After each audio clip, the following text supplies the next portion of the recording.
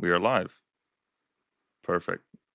Audio is good. Okay, welcome everyone. And yeah, thank you, Base Northman, for joining me for yet another episode. It's good to have you back. It's been a minute since we chatted last. Yeah, well, thank you for having me again. Yeah, right on, right on. For those unfamiliar, tell the audience a little bit about yourself. Um, uh, Anglo, living in Britain, prolific Twitter shit poster, um,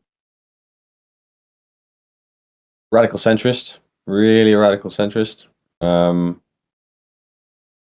living through the decline and fall of my once great civilization, and feeling rather sensitive about the whole thing. Um, Here to keep you guys updated. Yeah, we'll do a temperature check on the UK. Before we dive into that, as always, if you want to support the show, just watching it is enough. Liking, comment, subscribing, and all that. Financially, if you want to support the show, you can send some crypto my way. There's a link in the bio there, but and do not feel obligated. Um, no other updates as of yet. Besides that, we'll be doing a show later on the day as well, and then this coming Friday and Sunday as well, I believe. So stay tuned for that. But without further ado, let's get into it because I know that we are uh, on a time limit today. But in any case, yeah, regarding the temperature check, how are things in the UK going? Because from the headlines that I've been reading, I mean, as we said off stream, political landscape is shifting in the right direction, but still there's quite a few things impeding that process from actually uh, taking over in a meaningful way. Yeah, things are heading in the right direction, at least conversationally. Uh, but we still have incumbents to deal with that are really making things difficult. It is just basically insane policy that nobody asked for after insane policy that nobody asked for, day in, day out, slowly grinding us into a fine mist, um, seemingly with no relent. You kind of hope that, uh, if you want to be optimistic, you kind of hope that someone at some point is gonna kind of see some sense. There are still some adults in the back room somewhere. That are going to put something good out, and it just doesn't happen. So you sort of have to resign yourself to the idea that you are just being ruled over by a hostile entity, um, and it wishes you nothing but harm.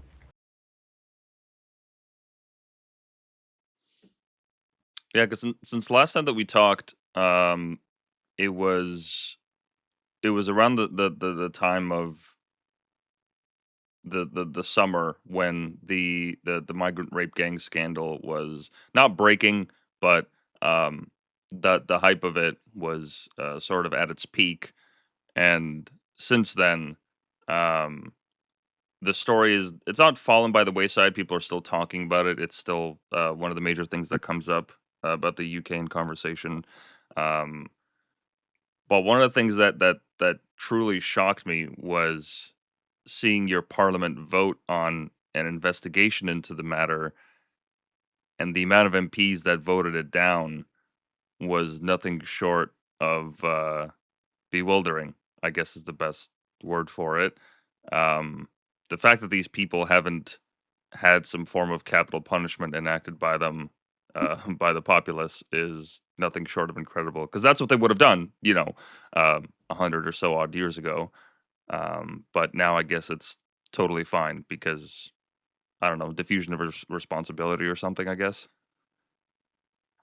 Um, yeah, the grooming gangs. I think a lot of it is just down to a lot of these people have they won their seats on very tight margins.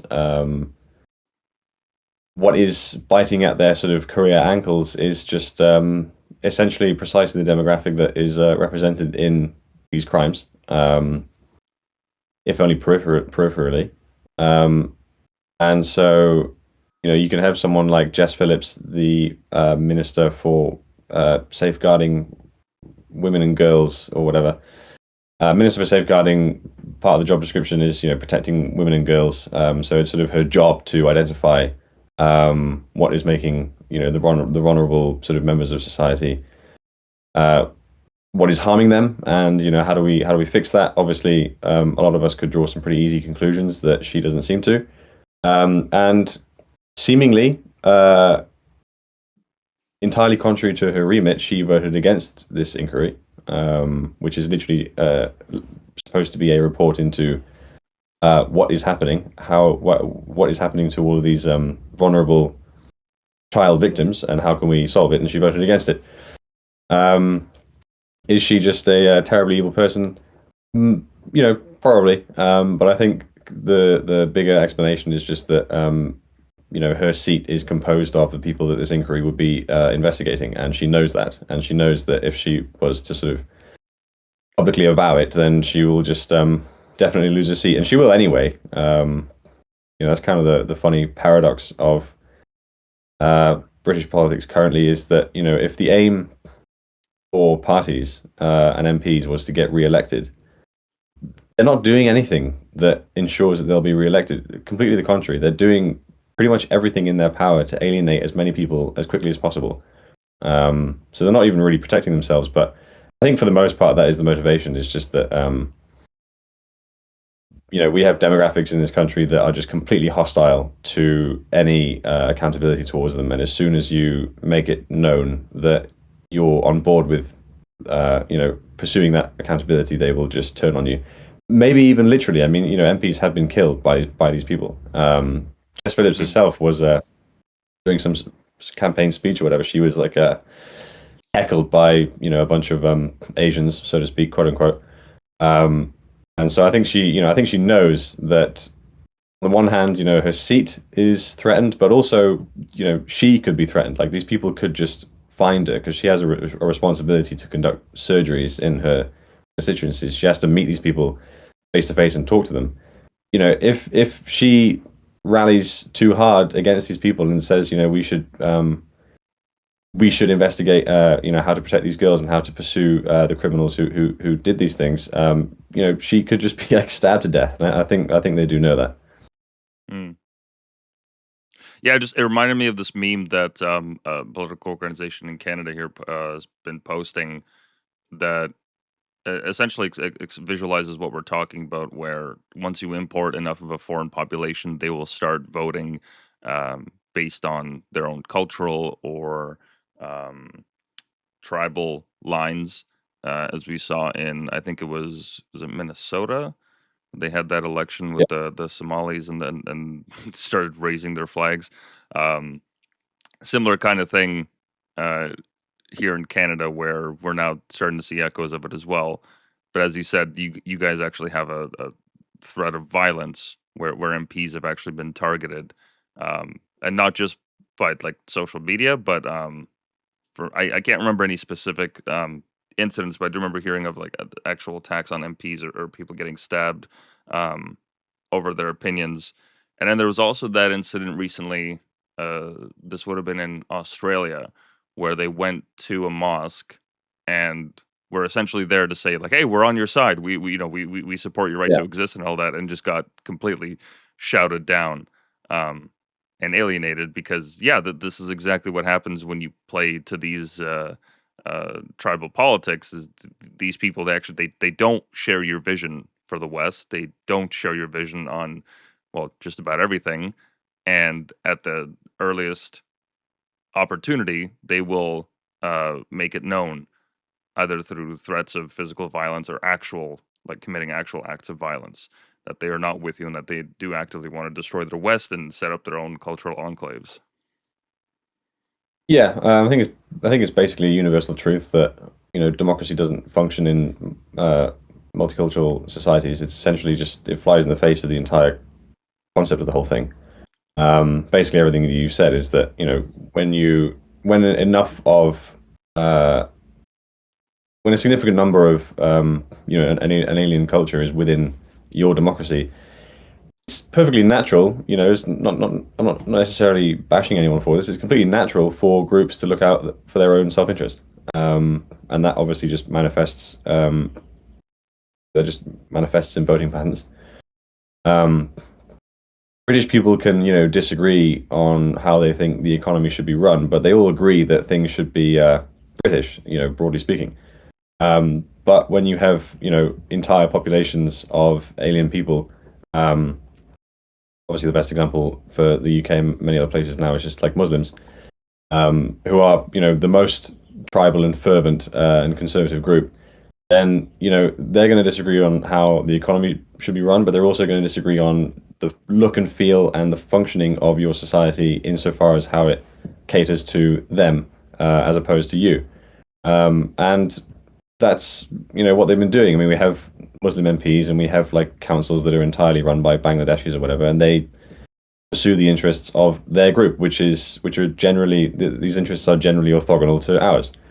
And this is basically the trajectory that every country that is experiencing the problem of mass migration is taking. It's just that the normal functioning of their democracy is just going to completely change. And that was the case with Minnesota, and then here, it's happened before in smaller sort of cases, but the most famous and most kind of elucidating currently was the Gorton and Denton election in Manchester.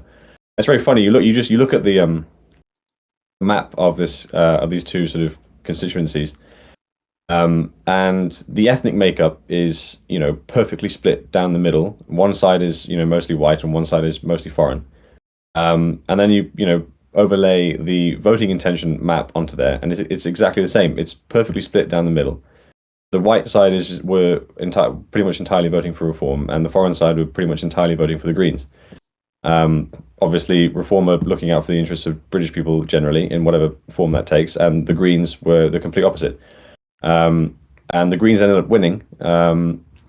And you look at like their campaign, like promotional material, adverts and stuff for the candidate that they were fielding. And this candidate, Hannah Spencer, she's like doing these ads speaking in Urdu, and it's all overlaid in Urdu, and everything is like designed to sort of communicate to Bangladeshis and Pakistanis that Britain is a friend of India, which is obviously not good for them, which like has nothing to do with Gorton and Denton, and that if Reform win, they're going to like deport everyone and stuff like that, and of course they won, and so that's kind of where we're headed, is that you just have this balkanization of voting where people aren't voting kind of with the interest of the country in mind, they're just voting based on the interests of their specific communities. Yeah, I remember this lady having a gay old time. Jesus Christ. She's enjoying herself. Oh, I don't know if you can see that on stream. I just pulled up a video of her Yeah, yeah. standing with the protesters there. And yeah, I did manage to find a map. I believe it's this one. Yeah, it is, yeah. Incredible. Before we go any further, how much of a risk to your own personal well-being is it to talk about this stuff openly? Because we haven't been hit with that same kind of censorship that you guys have yet in Canada. They're trying to make it happen just about every single day. But that one summer where things were popping off and people were getting imprisoned while pedophiles were being let free, and people were getting sent to the bin for making Facebook posts. Is that just a lived reality now for many people in the UK, or is the only risk really if you're like a Tommy Robinson type figure, or if you're just out in the public square making yourself a target? Like how safe is it for the average shit poster in the UK to just be popping off tweets because I see you on the timeline constantly, but I also see headlines of arrests and people having their phones seized when they arrive in the UK. What would you say that the risk threshold is like for you guys there right now? Yeah, I mean, you can get nicked, or at least at the very least have a knock on your door for basically anything. It's it's extremely hit or miss. You can't really predict it. I think like the deciding factor is just how public you are. The vast majority of the time, when you hear about these cases where some guy posts and says the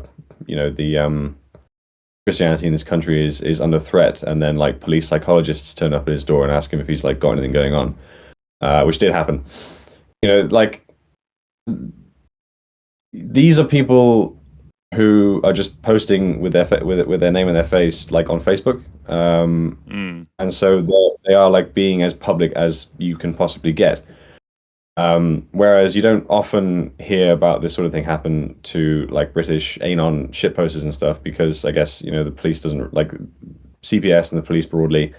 They're not putting in that kind of effort to like see something, think, oh, we should get him for that, and then try and like figure out his identity and then find him in real life. I think it's just like if you're just way at the top of the surface level of identity and you say this stuff, then yeah, you might get picked up. And a lot of the time it's just because like, again, it's on Facebook and it's all your friends and the people that you know. And so a lot of the time people just get like reported by other people.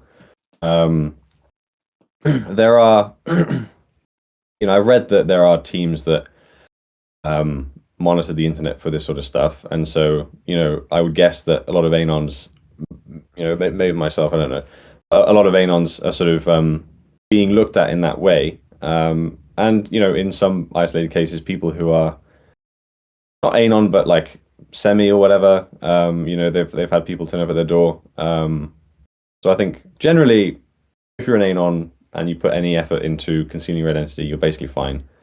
But if you're just 100% public, posting in like the most exposed way, then you can get picked up for basically anything. I see, because I did hear some months back that tell me if this is the case, that now for most digital services like Discord or even social media, you guys haven't gone with the under 18 ban like Australia has yet, but there was some legislation around that, correct? Yeah, the online safety bill. Okay, so how does that work? Do you guys, when you're signing up for one of these services, you now have to provide a form of government ID, or like what if you have an existing account, you have to re-verify it, or Yeah, basically you have to verify your age and identity for like a lot of online services. Um, it includes a bunch of other stuff that has much more wide ranging effect, but I haven't really read up too much about it. so have you had to submit that kind of identification proof for any of the services that you use personally? Not really. A lot of the time I use a VPN, obviously. There was one occasion uh, where it pulled up this new tab and said I had to provide like my driver's license and stuff that never happened before. Can't remember what that was for. Just some website that I use a lot. Uh, You can say Pornhub. It's okay. You can you can say Pornhub. um, that is obviously also the case. Like porn sites and stuff, you have to. Not that I've interacted with that, but that was like obviously that was the big one. Was like a lot of the campaigning for the bill was like children shouldn't be able to easily access or really access at all sites like this because it's damaging for them. They need to be able to like these sites need to be able to verify that their audience are old enough and so on. But obviously, like as with anything, that was the campaigning point. But the rest of it was just this like draconian measure to basically clamp down and censor the internet. Because also it ended up like that was another sort of facet of it was that it essentially just um, censors content broadly that you might come across that is just sort of algorithmically deemed to be like unsafe for you. And so you'll see if you're not using a VPN. Sometimes if you're on Twitter, you'll just get posts that just don't exist for you, or like it says that you just can't see them because you're just not allowed. Hmm. I see. I see. Yeah, they're thinking of doing something like that or similar to it here in Canada. And I mean, it's as you said, all it's gonna do is just make the VPN market really, really popular. Now, most VPNs, from what I understand, at least the popular ones, especially like NordVPN, they're kind of useless in that regard because they are legally obligated to hand over ISP information to just about any police force that requests it. Even Proton is not impervious to this, even though they try to position themselves as if they are. The only one that I know of that is, or that I've heard of anyways, that is genuinely good would be Mulvad. That one's been making the rounds a lot lately. But at the end of the day, I mean, it seems silly that all it takes is a VPN to circumnavigate this, because you can't really outlaw something like that. And if they do host their servers in a country where it is not accessible by British or whichever country's law, then that kind of defeats the whole utility of it. Because I mean, if anyone's going to be adept at using VPNs, it's going to be the younger generation. No boomer is going to. Well, I'm sure they can adapt. They're fairly simple to use these days, but the younger generation is going to adopt that much quicker than anyone else. And I mean, unless they're going to try to set up a Chinese or even a Russian firewall like they have in their countries, there's not really much anyone can do to stop them from doing this. So I fail to see the utility behind doing something like this if it could just be uh, circumnavigated through a $5 subscription that you pay once a month. Well, they've also arrived at that conclusion, and so you have MPs, and I think Starmer has mentioned it himself that they, are thinking about dealing with the VPN problem. And you've had MPs just saying outright we should ban them, so that things like the Online Safety Act works effectively.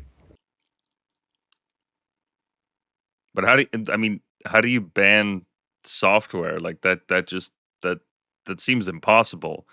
Because at the end of the day, all it takes is, okay. Even in the most extreme cases, you just have someone from a next door country in Europe come over with like a USB or something. Be like, all right, well, I guess I'm just gonna start selling these USB sticks to people that need their VPNs. I mean, it'll just create a black market for them. Um, I don't see that as feasible. Like, okay, let's say they create like a blanket ban for all cell providers, all ISPs in Britain. There's always going to be another way out. It seems silly to even try something like that. Yeah, well, I mean, another sort of working theory for what's going on here is just sort of you might call it the retard theory of everything. Um, we're run by retards who genuinely just don't know how anything works, and they'll quite happily uh, try their best to ban VPNs, for example, even though the immediate second order effect of that is just like black markets and illicit behavior and just basically turning everybody into a criminal. Um, no one here thinks about second order effects, and we're just run by idiots who do this stuff, just thinking that it'll fix everything, and it never does.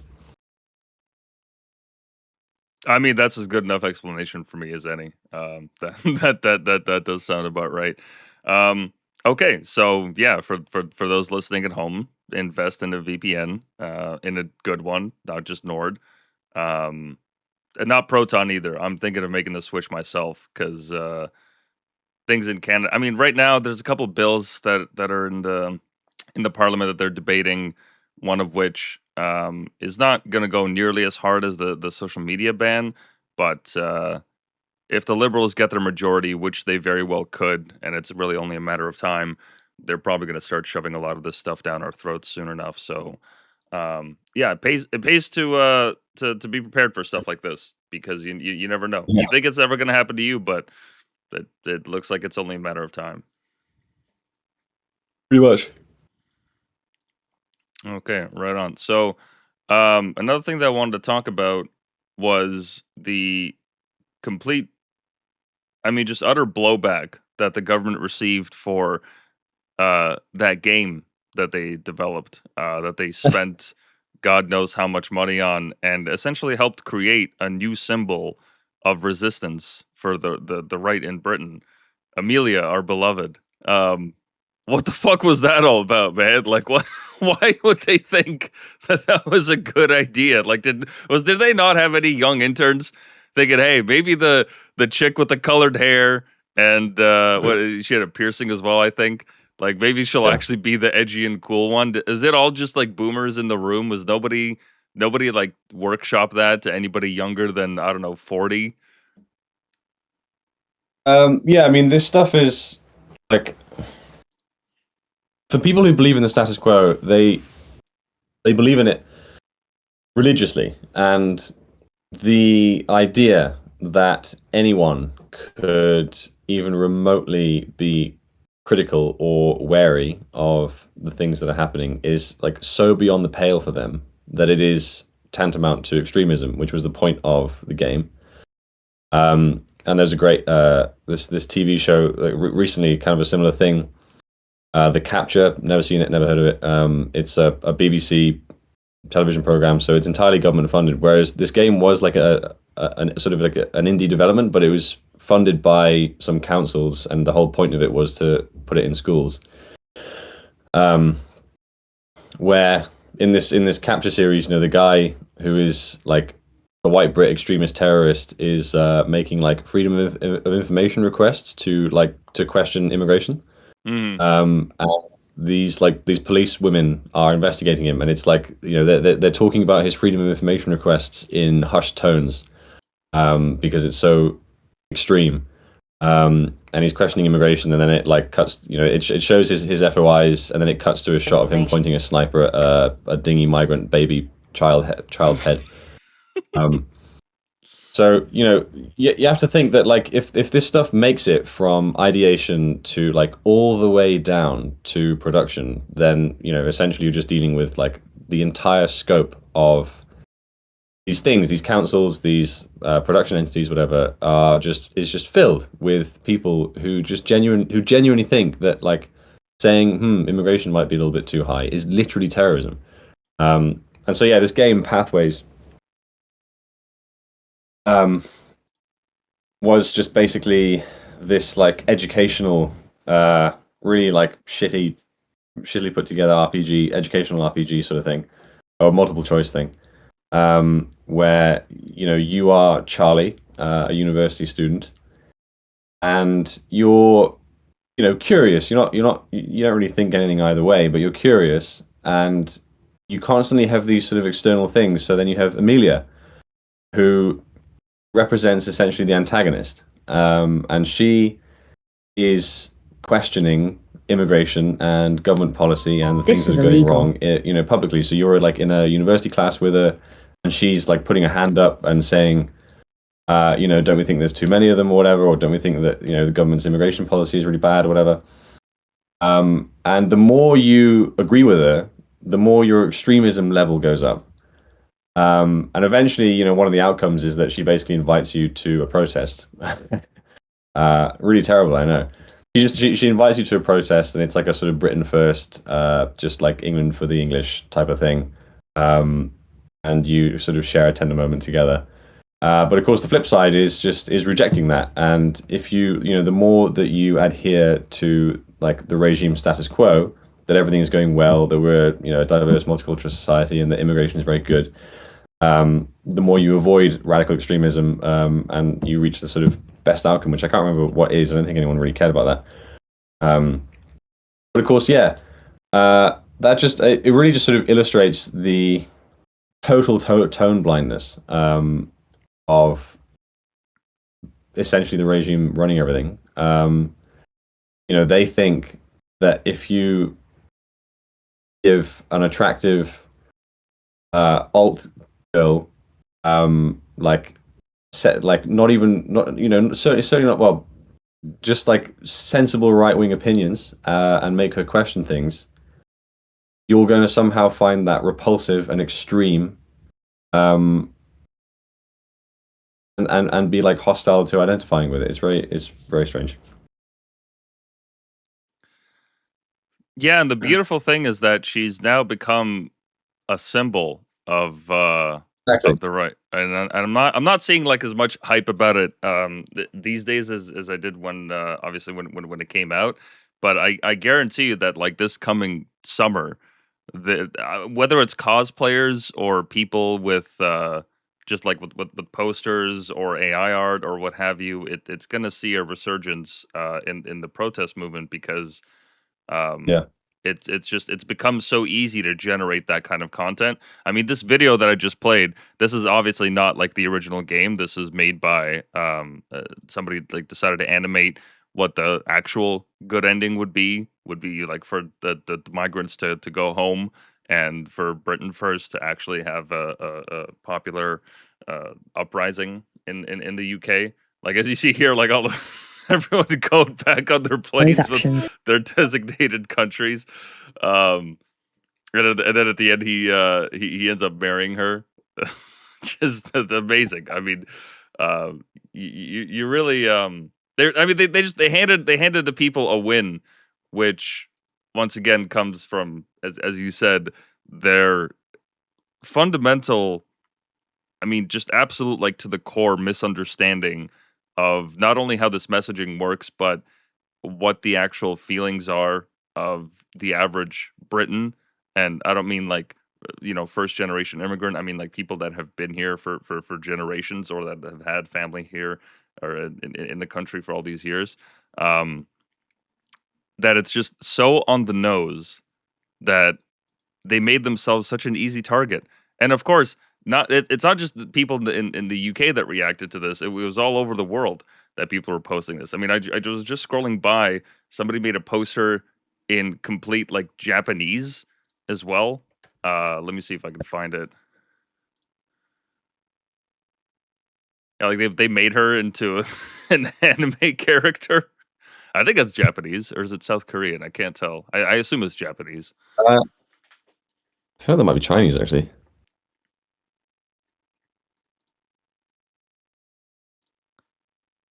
Let's see the location. No, it says Japan. Yeah. Okay, fair enough. But yeah, it was just Yeah. it was really fun to see. It was really fun to see people take the symbol and see it to its logical conclusion. Yeah, of course they think that it's a dangerous minority of people that think that immigration is too high and we should be thinking about addressing some of these problems. But of course, it is the average voter who thinks these things one way or another. And so all they did was just create an idealized version of the average voter. Them thinking that it was the complete opposite, that it was like a sort of terrible caricature of this extreme minority.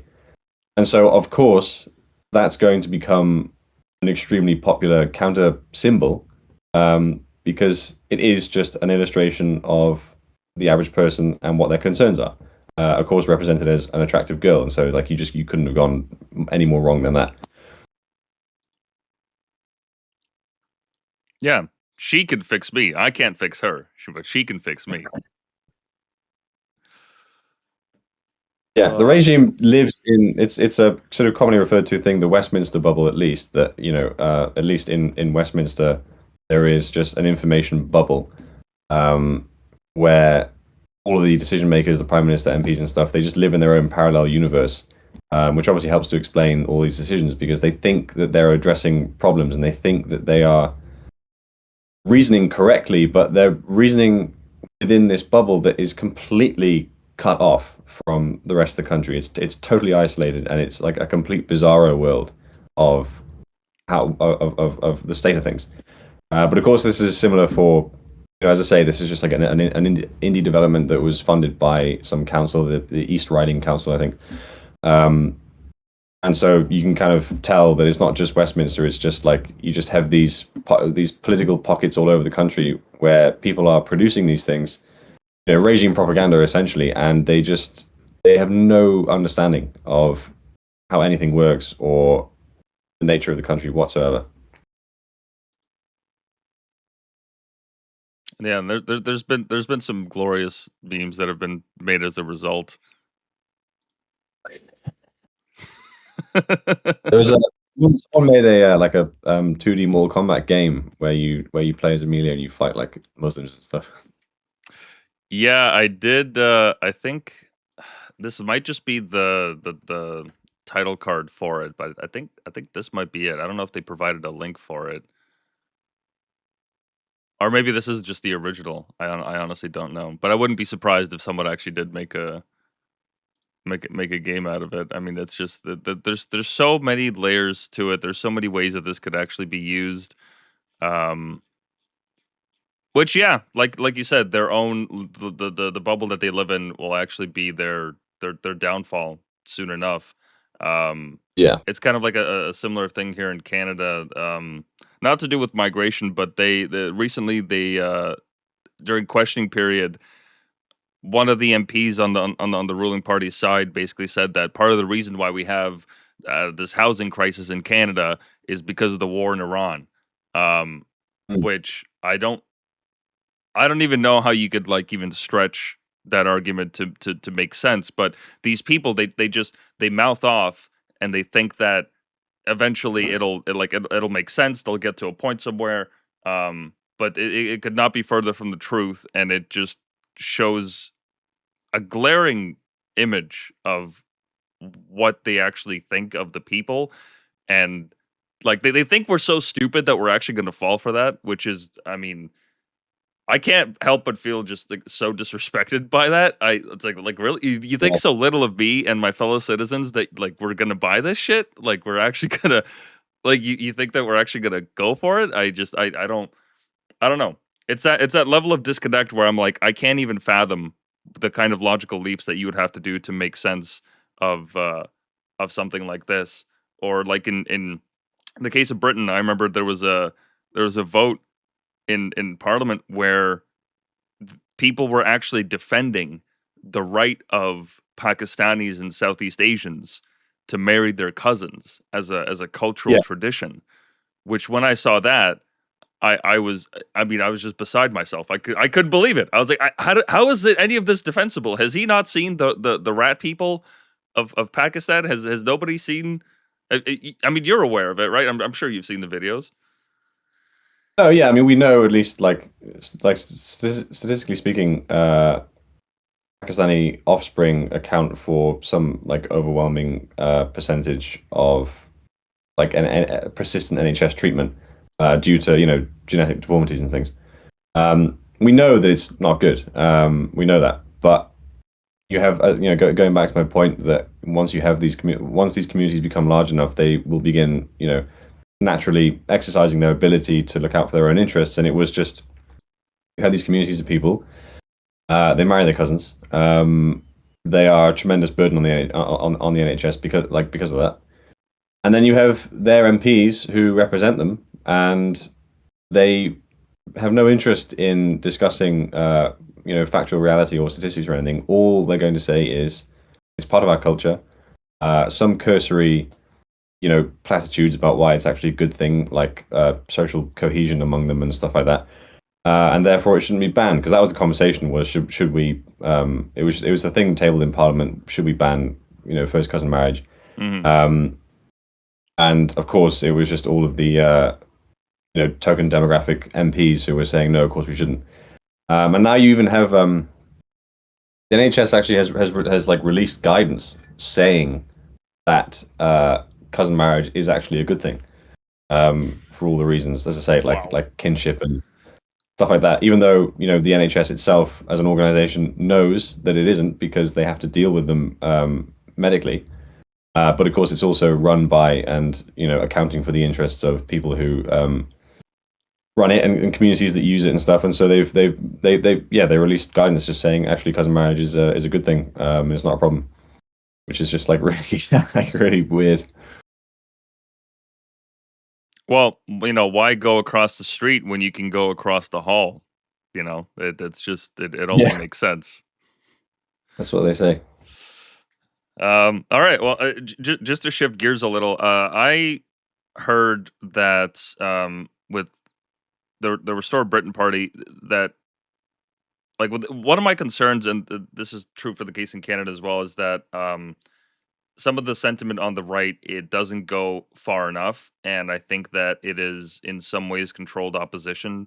That is to say that the right wing will, or the major right wing parties will go just to the point of um, trying to be harsh in regards to immigration or housing or any of these issues that are the hot topic of the day, but they will not actually go far enough. They will not actually implement the solution. They will not actually send the boats back. They will not do remigration.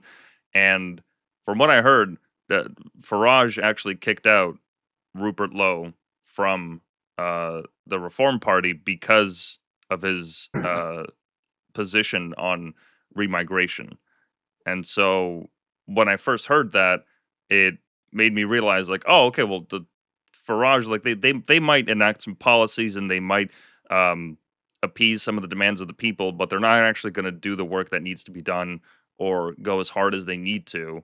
In a lot of the same ways that Trump has in America, where the rhetoric was, all nice and good during the election, but when it actually came down to it, uh, he chickened out and didn't actually go as far as he said he would. Is that kind of a similar concern that some people share in the UK right now with reform and restore? That the the reform is just that they're not going to go as hard as they need to get the problems done, and so that's why restore is now getting all this popularity. Yeah, that's pretty much the principal concern, I should think. Just to like catch people up the on the drama. This chap Rupert Lowe was part of Reform. Reform was the only right wing party at the time, and Rupert has always been a lot more hardline on immigration than Nigel has been. Um, Eventually, he got kicked out of the party based on the chairman claiming that Rupert had abused him. They'd gotten into arguments and there'd been altercations and things. So on that basis, he was kicked out, and he had the police investigate him and go to his house and confiscate his guns and such. I did hear about that. Um, Yeah, he as soon as he made yeah, his announcement on Twitter, like only a couple hours after, he already had the cops sent to his house, which is like an amazing form of political maybe oppression isn't the right word for it, but um like to immediately do that to your fellow countryman who was only in your party not too long ago, that was shocking to hear. you think that Britain doesn't have any sort of state capacity left to do anything, but it actually does. It's just that capacity gets deployed on squashing threats to itself. Um, he was investigated. Then those charges were dropped for insufficient evidence and so on. And then later on, sort of more recently, in interviews and things, Nigel did admit.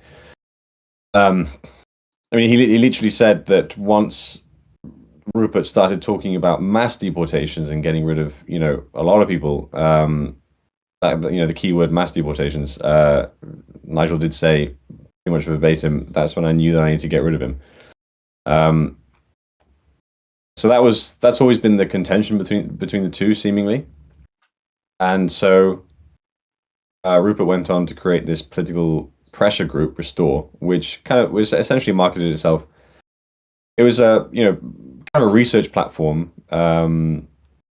for researching things like how would deportations work, and how can we repeal destructive legislation, Like a different think tank. things, and yeah, kind of a little bit like a think tank, and then sort of outsource its capabilities and its material and the things that it's got to any party that wanted to use it to come up with policy that was sort of conducive to this stuff. They would kind of provide their services.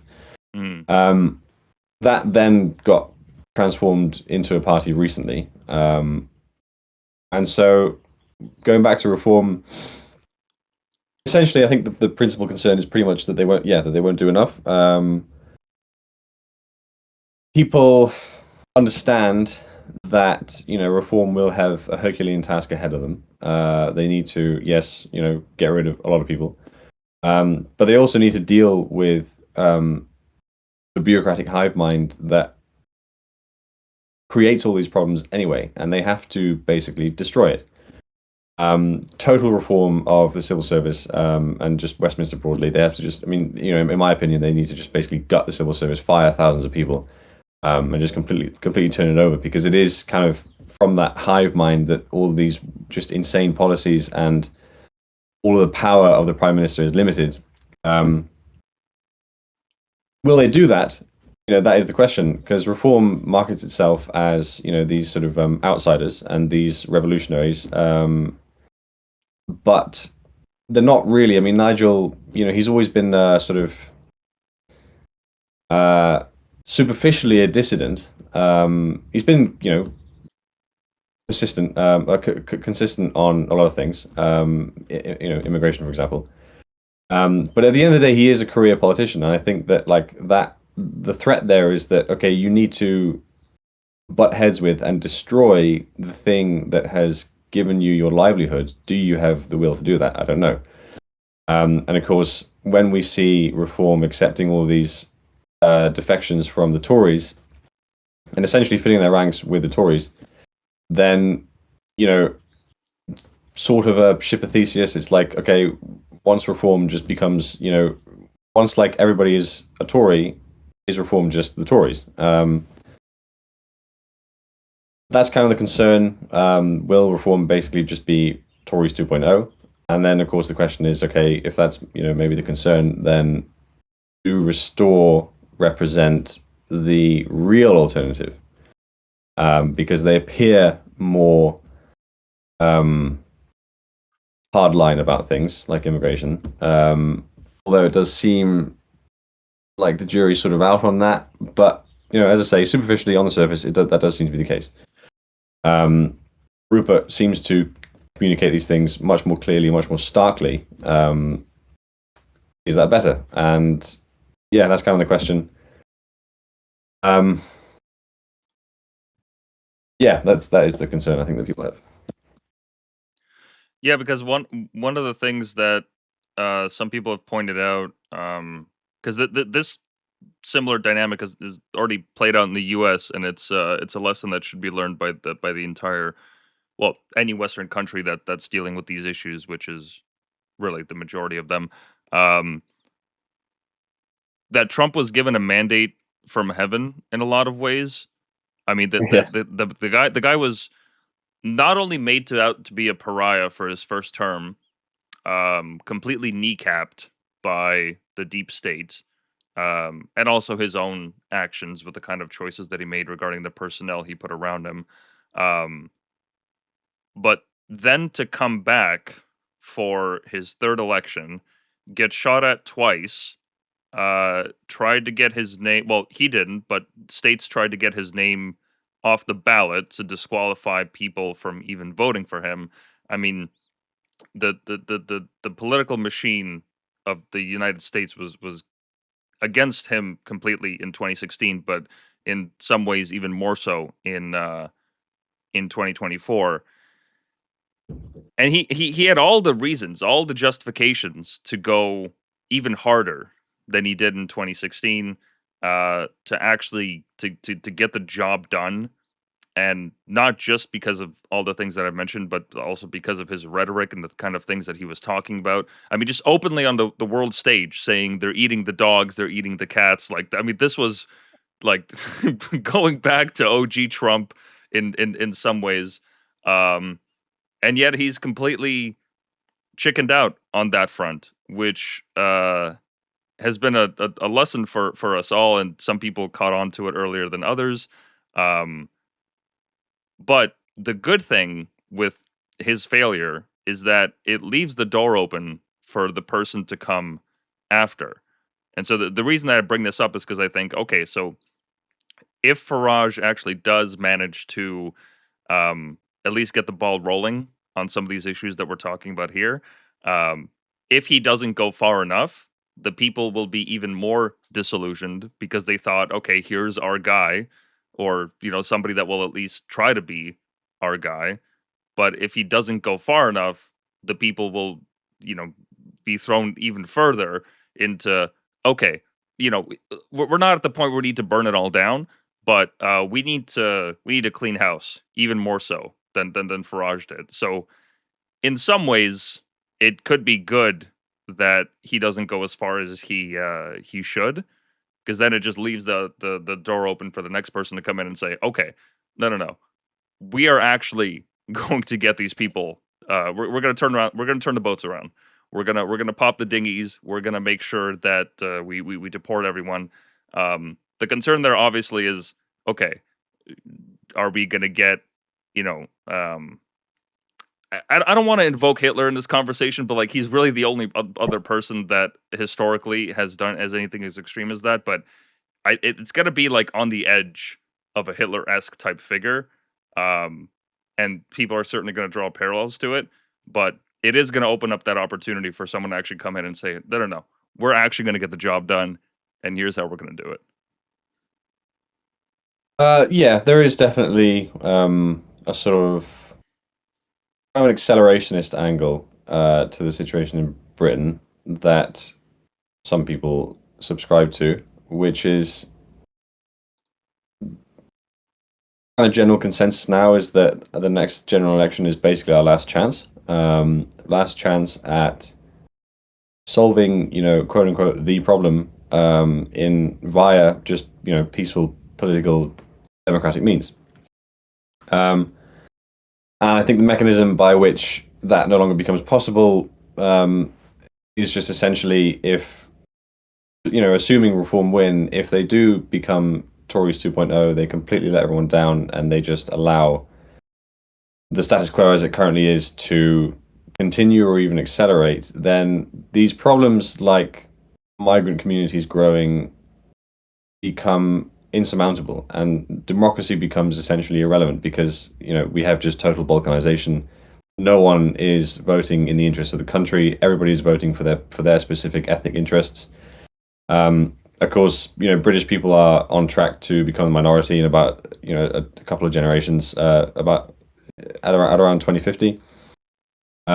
If immigration isn't handled and none of this stuff is controlled and none of these problems are solved, then if that's allowed to transpire, then when we become the minority, it's just we just end up in South Africa where we've just lost, because these like we know that migrant communities of the kind that we're mostly getting nowadays, Asians, not to lump like nice Asians in here, but those guys, we know that they overwhelmingly vote for basically whatever party allows them to extract more from the state. So originally it was Labour, but now they're sort of not friends with Labour anymore, and they're voting for the Greens because the Greens are giving them more.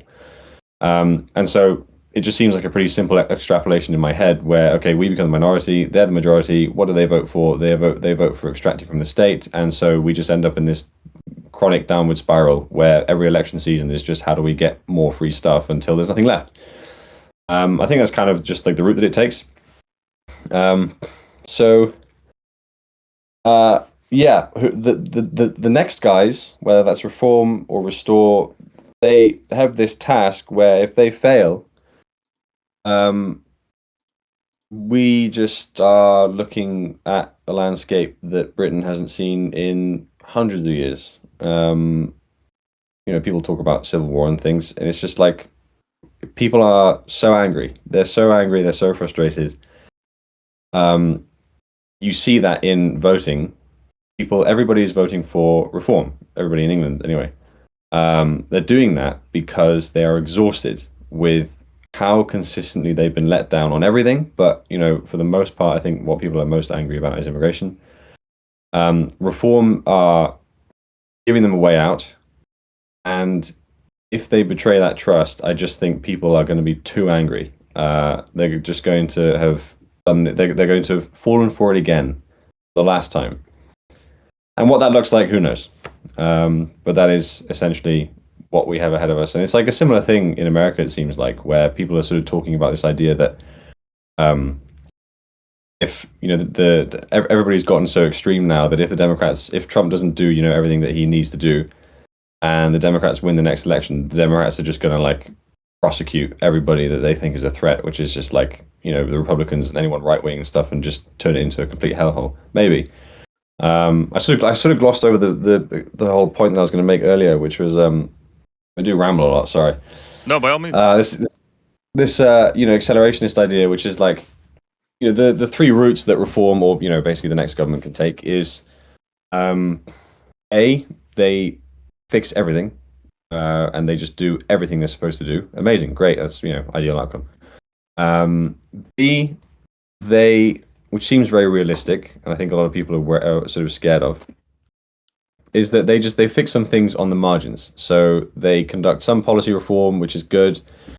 They deport a bunch of people, but like not loads, but a number that looks pretty good to people. And they fix some things, and they make things that a little bit safer or whatever, and that turns the temperature down on the frog, um, which is probably the worst outcome because it stops any real change from happening because people are satisfied. Hmm. They're not. The problem hasn't been solved, but the average voter thinks, okay, things are getting better now. I don't really need to be like as angry anymore. And so you just basically slow the decline slightly, but we're still, going down the drain. Um, C is just that like Tories 2.0, they do nothing. They completely fuck it, and everything just goes wrong really quickly, really fast, really bad, really fast. Um, because if everybody if this anger is allowed to accelerate and everything gets really bad really fast, then you kind of have like this prospect for a morbid kind of change where people get so angry that they really just take it into their own hands to upend everything and fix the problem. So it's like maybe counterintuitively, but the best outcomes are actually A and C rather than anything being fixed at all. Yeah. Um, I don't know. It's a very similar situation here, and I hate that. I find it funny that so many countries in the Anglosphere are we're caught in the same predicaments, like following the exact same playbook, and depending on whichever one you focus on, they're in different stages of the decline. Like Australia has gone completely off the rails. They are like fully bought in to this. Um, in some ways more than the UK is, because like especially after what happened in Bondi Beach, or is it Bondi or Bondi? I don't know how to pronounce it properly. Um, but especially after like what happened in the beach, the last thing I thought would happen was that they would double down and target right wing extremism or white nationalism as the dominant and prevailing threat uh, to public safety, and yet they Yeah, have, and they're visiting mosques and trying to pay fealty to these people. Um, and in the UK now you have these the Reform Party, the Restore Britain. In Canada, we have nothing like that. We are still in like the cucked stage of this process where our Conservative Party is, I mean, just in a lot of ways is beyond saving. Um, but I did want to mention it because one of the things that I like about the way that what's happening in America and how the right is conducting itself, at least not the Republican GOP MAGA right, but the Groypers.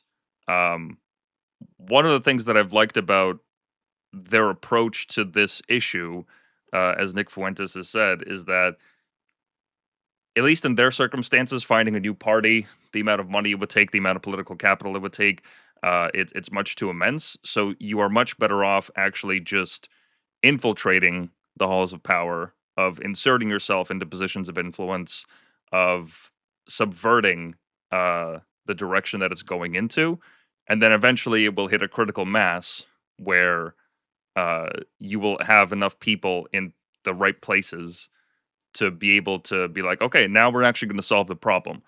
and it's not going to matter if the opposition, tries to label them in such a way, or to try to pass a law, or try to jail them, or what have you, because there will already be so many people that have infiltrated the halls of power that it's just not even going to be a feasible strategy. Like it's great and all that you guys are able to form a new party there in Britain, but in some cases, like at least here in Canada as well, I don't think that that's really a possibility anytime soon. So infiltration, like changing the political landscape through those means, seems a lot more feasible. Do you think that that's at all a useful strategy for Britain, or is everyone just going to jump ship to restore Britain once reform goes down the drain?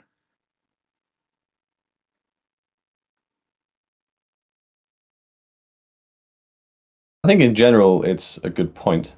Um, Politics nowadays is online, and it's almost entirely downstream of what happens online.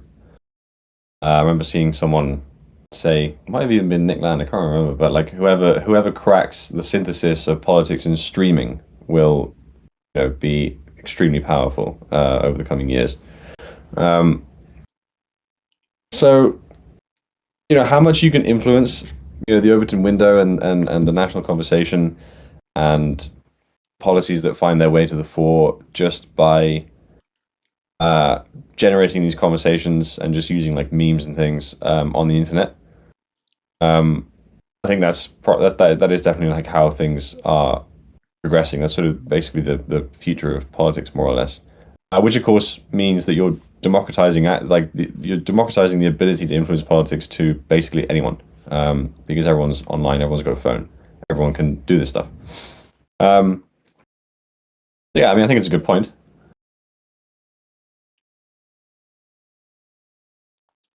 Yeah, because at least here in Canada, a lot of the hopes that people had for the Conservative Party have just fallen flat on their face, because I mean, especially with our the leader of the party going on the Joe Rogan podcast, he completely exposed um, himself in a lot of ways that like people had already known before the show, if they had been paying attention. But the appearance on Joe Rogan kind of cemented it, that this guy's not going to get the job done. He's small c conservative, honestly, in a lot of ways progressive conservative more than anything, um, and that it's just kind of taught people like, okay, well, this win that we're expecting, it's not going to come from them, and we're not going to be able to start a new party, and the country's so cucked anyways that you're probably just better off, uh, at least like joining them in the meantime, but working slowly but surely to undermine them, and to bring forth a vision for Canada that is actually feasible and sustaining, because this direction that we're headed in is just it's not going to work out.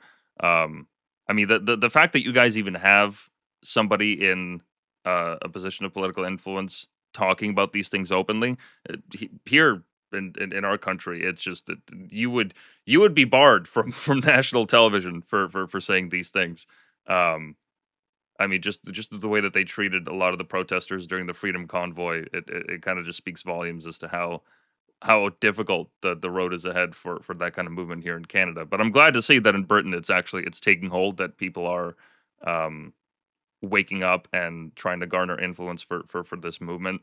And I'm hopeful, but I don't think Farage is going to get it done. Yeah, maybe not.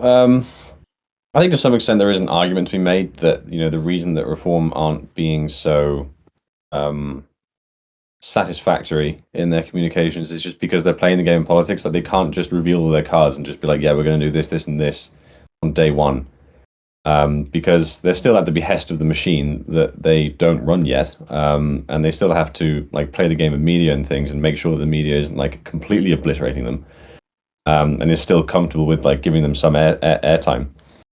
Um, and so, are they gonna basically just like carry on like this, where they sort of seem relatively lukewarm, at least compared to maybe what a lot of people want, and then when they actually like get into power, then it's like the gloves come off, because at that point you can basically do whatever you want. Maybe, who knows? If like it's it's a gamble.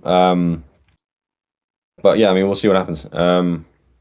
I think I think these things will happen because it is bizarre. It is very strange that everywhere in the West is seemingly just following the same playbook, where they've come up with like all the same concepts about you know the merits of globalism and diversity and so on, and they've all done the exact same thing, which is just import millions of people who are completely contrary to their own interest. Um, they're all making the same mistake, and of course, that does also just mean that maybe they're all just going to follow sort of the same trajectory. With it's like same thing with Canada. It's just like maybe you're still a couple of years sort of behind the curve relative to where Britain is. But as I say, if people get sufficiently angry and incensed about everything, then at one time talking about getting rid of everyone and doing these hard things would be incomprehensible because it would be essentially career suicide. But at some point, you will just have enough support because people will just be angry enough and they will want it enough that it won't be career suicide, and you can actually the Overton window will shift, and you will be able to sort of and you'll get there. Um, it's obviously a good idea to have faith that that will happen. It's not guaranteed. And this whole thing with reform and restore and things, it's like it's not guaranteed that our problems get solved. It might just be over. um, I think it's a good idea to just like keep that in your head. I'm not saying that it's just a given that things will get bad and then people will get angry and then people will get angry enough to want to solve the problem and then the problem gets solved. Not the case. But you know, this is this is the Whitepill podcast. Hmm. It's a good idea to be optimistic that things will work out in the end. Yeah. I mean, look, the long arc of history always bends towards the good, and if people were able to survive the likes of communism and Nazism in the decades past, I think we can deal with a couple million migrants. I don't think it's going to be an insurmountable issue. So yeah, a lot of this stuff is blackpilling, but it's good to just keep it in check that our ancestors have gone through way worse with Yeah. which with much less at their disposal. So this issue is not insurmountable. It's just a couple thousand plane tickets away, a couple million plane tickets away. So we can get it done. We can get it done. Um, just to pivot here a little, I do remember seeing a story not too long ago. I think it's in the last week or so. You guys had a landmark vote on abortion there. What the hell was that all about? Um, some MP, uh, Tonya, something or other. Where are we? Um, Tonya Antoniazzi, basically took this crime and policing bill, and then introduced a new clause that decriminalized abortion up to birth. And there was a lot of debate about that. This has been sort of in the public discourse for a few months now. But it was just very recently that it made its way to the Commons and it passed overwhelmingly in 46 minutes. Um, I don't think I'm not really too clued up on this stuff. I don't think that they were voting on that clause. I think they were just voting on an amendment to this bill, and so I can kind of imagine that maybe the reason that it was like so positive was this whole subversive tactic where you introduce a new clause to a bill that's otherwise very popular among MPs, just means that they're sort of functionally voting on the bill and not necessarily the amendment. Hmm.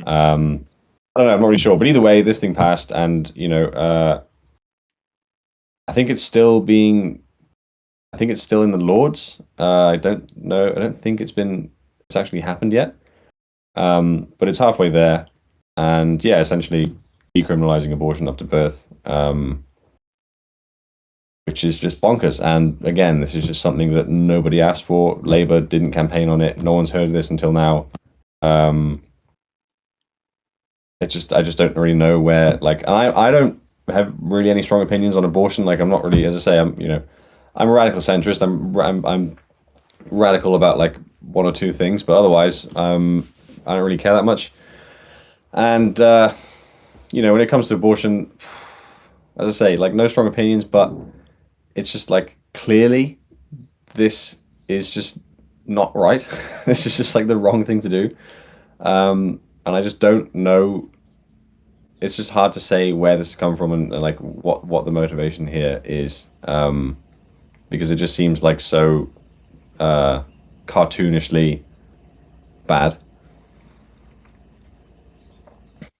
Yeah, and what surprises me more than anything is that we'll see headlines talking about how we're living in a population replacement crisis, that population growth is declining. I mean, just flat out across the globe, except the countries where the migrants are coming from, they're fucking like crazy. But everywhere else, especially in the West, there is great population decline that in at least some instances seems to be irreversible. I think South Korea being the prime example, and Japan as well. Um, and so the solution here for politicians as a result of this issue has been to just import as many people from uh, third world countries, but it's never really talked about, or it's rarely talked about, that maybe there's some work to be done regarding whether it's abortion legislation or family planning or just anything regarding that, making it at least more feasible for people to have more kids. Um, it strikes me as strange that this is not a talking point for. I mean, I can't really think of any political party in the Anglosphere that is openly discussing this issue, and trying to frame it as, okay, we need to actually bolster our numbers. We need to make it so that the population is replaceable, so that we have people with generational ties to this country, so that in the time of crisis, when we have to rely on our citizenry to actually unite, there are certain principles and ways of life that we can gather around so that they have ties to the nation. um, like for instance, the issue that we're facing with the army here in Canada is that now they've opened up recruiting. Um, they've created lax standards to the point where we're actually now encouraging foreigners to come in to not only like just the grunts at the army, like just the fresh recruits, but also to include special forces and people with specialized training to come overseas, Mm. which I I assume it's just they're trying to tick off a number on a box to say, okay, we've met the quota for recruits this year. But when it comes to like actually fighting a conflict or sending people overseas, how much allegiance these people are actually going to have to Canada, if they're not born here, if they don't have roots here, if they don't have ties here, if they just came over here on a contract or what have you, um, that seems like that's kind of a fucking problem. When you're gonna actually have to rely on a military force to participate in some kind of armed conflict in the future.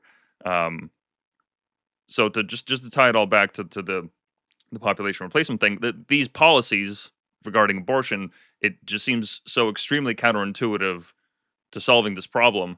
I find it difficult to believe that third wave feminism, um, and creating these lax laws around something so vital to a nation's development, um, that this would even be possible. I mean, this came out of left field. When I saw this story come up, I was like, no fucking wait. They're like this has been a conspiracy talking point for the longest time, or considered a conspiracy talking point, that the Democrats, at least in the U.S., they allow abortion up until the moment of birth.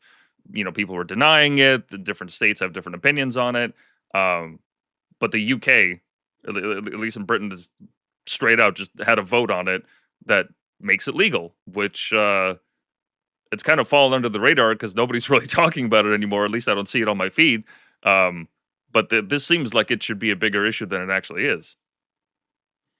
Yeah, and we're also simultaneously just like dealing with a bill that wants to legalize assisted suicide. And so you just like, and both these bills appeared at roughly the same time. And so you just like suddenly have this weird thing happening where it's like, okay, whoa, like politicians just like, they just want to kill people. um, yeah. I think Restore talking about fertility rates and incentivizing births. At least it does seem like most, it does seem like decision makers have basically resigned the fact that fertility rates are just always going to be low for the Western world, and that's just never going to change, and they're not going to talk about how to change it, and so therefore the only solution to a declining population is just to increase the population with more other people. Of course, a lot of the time they just don't really seem to consider that if you're it is very strange that you can have these things like these sort of quote unquote conspiracy theories, where the same politicians who will very fervently argue that due to our declining populations we need to counteract that with foreigners will also say that this idea of replacement migration is a conspiracy theory and it's not real. And it's like, well, you've just argued for it. Like, you're saying you don't really seem to be able to put two and two together, because you're saying that if British or Canadian or whatever, if British people are declining because they're not being born, then you're going to fill those numbers with foreigners. So it's like, okay, well, one's going down and one's going up. It's like, how far do you want to take that? But of course, these people kind of also sort of just think that this whole like magic soil idea, that as soon as a foreigner arrives here and is contributing, then they are functionally indistinguishable from a British person. And so this replacement isn't happening because it's just all British people or something. I don't know. I mean, it's obviously hard to explain away. It's obviously hard to reason how, like, when these people are just catastrophically retarded, you have to kind of put yourself in those shoes, which is easier for some, maybe. It's very strange. And the government does currently seem hell-bent on just like killing people for some reason. One of the arguments that for the assisted suicide bill, that again was like one of those sort of underground points where people were saying, well, this is just clearly to relieve the NHS, because the NHS is like massively overburdened, and so if you just start killing people, then that'll relieve it. And that was one thing where it was put to some of these MPs and stuff, and they were like, no way. But then in the end, of course, some of them have sort of mentioned in as many words, or sometimes quite explicitly, they've said, this could help the NHS, if we just don't have these terminal patients anymore. And of course, like, I don't really need to explain the slippery slope of assisted suicide to a Canadian. Yeah, we know how these. Yeah. Yeah, I haven't heard much on the front regarding that happening in Britain, but yeah, as a Canadian, don't do it. Don't do it. Just don't vote for it. Do not recommend. 0 out of 10. Not a great experience, because we've had the same kind of discussions where people said, "Oh, well, we have to make it so that it's not a criminal act for somebody in their end of life stages, in their most painful moments, to seek out state assisted suicide." And it started all with good intentions, as it always does. Yeah. But it has now rapidly devolved into a monstrosity, where now I believe it's 1 in every 20 deaths in Canada is now due to the assisted suicide program. We are on track for our 100,000th death this year. And even though they initially made the argument that no, this would only be for the most critically terminal cases. This would only be for the edge cases of society, of people that are they've got all sorts of cancers in them, and all that. Well, there's already been quite a few examples of people not only being recommended this service, even though they're not at end of life, but there was one incident where a man in my province of Ontario, he what was it? I believe he had glaucoma and diabetes and seasonal depression, and just seemed like an overall chud, that life just wasn't working out the way that he expected it to. even though he had like, this man wasn't living on the street. He had a loving family. His parents have actually come out um, against his decision, and he is dead. So he did go through with the program. But the issue was that he couldn't get the approval in our province of Ontario. So he went to a more liberal province, British Columbia, which was able to put him through this process. And the parents only found out after the fact. So they were not even aware of this process happening. Um, I don't know to what extent it was actually like actively hidden from them, or what the relationship there was. But yeah, this guy in his early 20s went through the program, and my tax dollars and everyone's tax dollars went to support his decision, which look, whatever one's thoughts are on suicide, first of all, never kill yourself, okay? Just Mm. want to want to put that out there. Never kill yourself, okay? Um, and two, if you are gonna do it, don't make it the burden of the state. There's well, actually, you know what? I'm not even gonna I'm not even gonna go further down that rabbit hole. But never kill yourself. Um, Yeah. and the fact that this is not being talked about more uh, in Canada as the absolute poison that it is nothing short of incredible, because we've had instances of like army vets, like veterans, people that have fought for this country. There was a case where a Paralympian, someone that actually represented Canada on the Olympic stage, uh, all she wanted was a chairlift for her home because she's wheelchair bound, and she was having difficulty getting this through the veterans benefits program that we have here. Um, and so the operator on the other line said, "Have you considered medically assisted suicide? Because this sounds like quite a difficult situation for you, not being able to get this chairlift." Which, I mean, my God, like it's one thing to give that option to somebody who's terminally ill, but it's another to give that option to somebody who has actually gone overseas and uh, made the ultimate sacrifice, and then Mm. to get recommended state assisted suicide, which a slap in the face isn't even the word for it. It just, whenever I read many of these stories, it enrages me beyond anything else, because it is just the ultimate insult that you could give to someone. And even though our politicians here, they haven't come out right and made the argument that it will ease costs for end of life care in our overburdened healthcare system, that is the secondary and the tertiary effect that it will have. Not to mention the organ donation program as well. And I don't know, I'm appalled. I don't like that this is what Canada is known for now. Like, it's a meme, so that instead of telling Canadians to kill themselves, they are now told online to seek MAID, which is the name of the program. Um, Yeah. yeah, it's not fun. Would not recommend. Yeah. It just seems, fairly clear that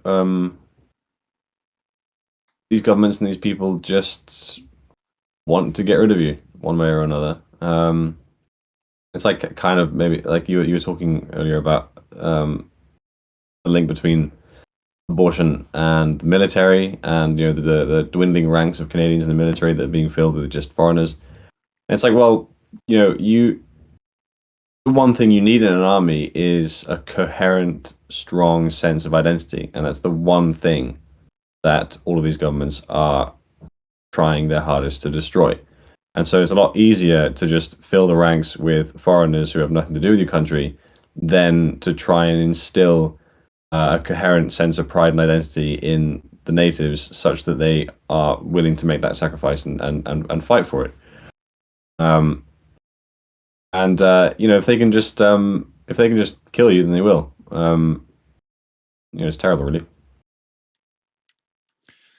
Yeah, and the I mean, this is an extreme example, but one thing some of the people coming into the country don't realize is that if like push comes to shove, uh, these foreigners will be sent out on the front lines. Like in Russia, they recently had I don't know if it's millions or just in the hundreds of thousands, but they imported quite a few Indians to address the labor shortages due to the still ongoing war in Ukraine.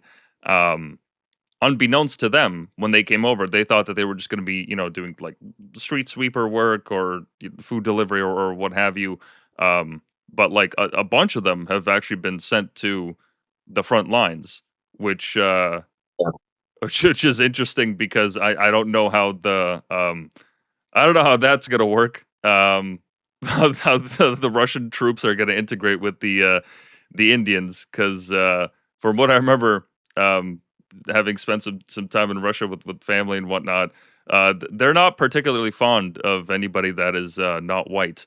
So I'm not sure how they think that that's gonna go, but um, it is just I don't know, nothing short of insane that people are being treated as economic units and just plugged into formulas, and the expectation is that everything is going to go according to plan, when every single verifiable proof that like it's just this is not going to go the way that you think it's going to go. um I don't know if it's just the case, as you said, like the Westminster bubble, or here we have the Laurentian elite, um that they're just so far, uh so disconnected and so high up in their ivory towers that they legitimately just do not understand that this will fundamentally erode the nation as it exists now and in the future. And I don't know what it's going to take to convince them of that. And I don't even think it's even a worthwhile game to play of trying to convince them of that. Because, I mean, for me personally, I thought the migrant scandal, the rape gangs, that was going to be it. That was going to be where the UK will, like, that is where we draw the line in the sand. This is inexcusable. It's been happening for decades.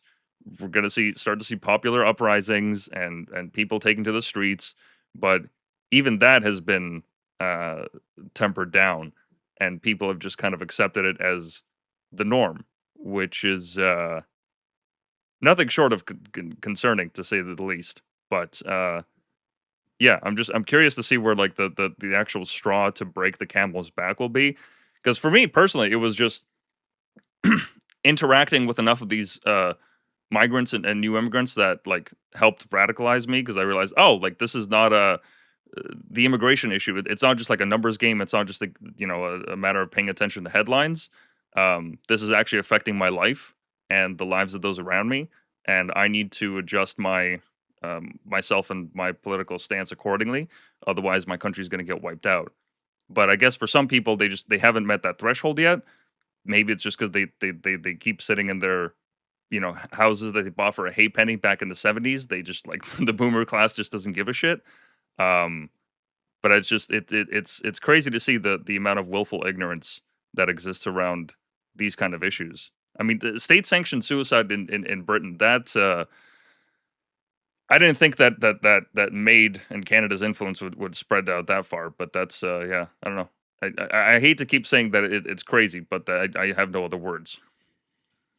Yeah, just a side note about like foreign troops in with the Russians. It is I remember seeing a clip out of Telegram that because they had like a lot of they have a lot of African frontline troops that are like mercenaries or whatever. Hmm. And yeah, I think one quite illustrating video for how the Russians feel about this was when they were this one guy I was recording, this African who they turned into a human anti-tank mine. I Um, saw that. he Yeah. just he just wrapped him in a bunch of mines, and we're calling him all sorts of names, and they were just like, "Yeah, we're gonna fucking send this guy out there. He's gonna blow something up." Um, so yeah, I'm not really sure what they expected, but yeah, um, it's a reasonable conclusion that because you said that it's hard to wrap your head around why um the nation and culture and everything is being eroded, whether it's like because they exist in a bubble and stuff. But there's another explanation, which is just that they want to do that. They they're aware of what they know what the concept of you know, Britain and Canada and whatever is, and they want it destroyed. Um, Great government document that came out recently, the Social Cohesion Report, um, specifically what they titled "Protecting What Matters." The government's new integration and extremism policy uh, report, basically, and this document essentially, you know,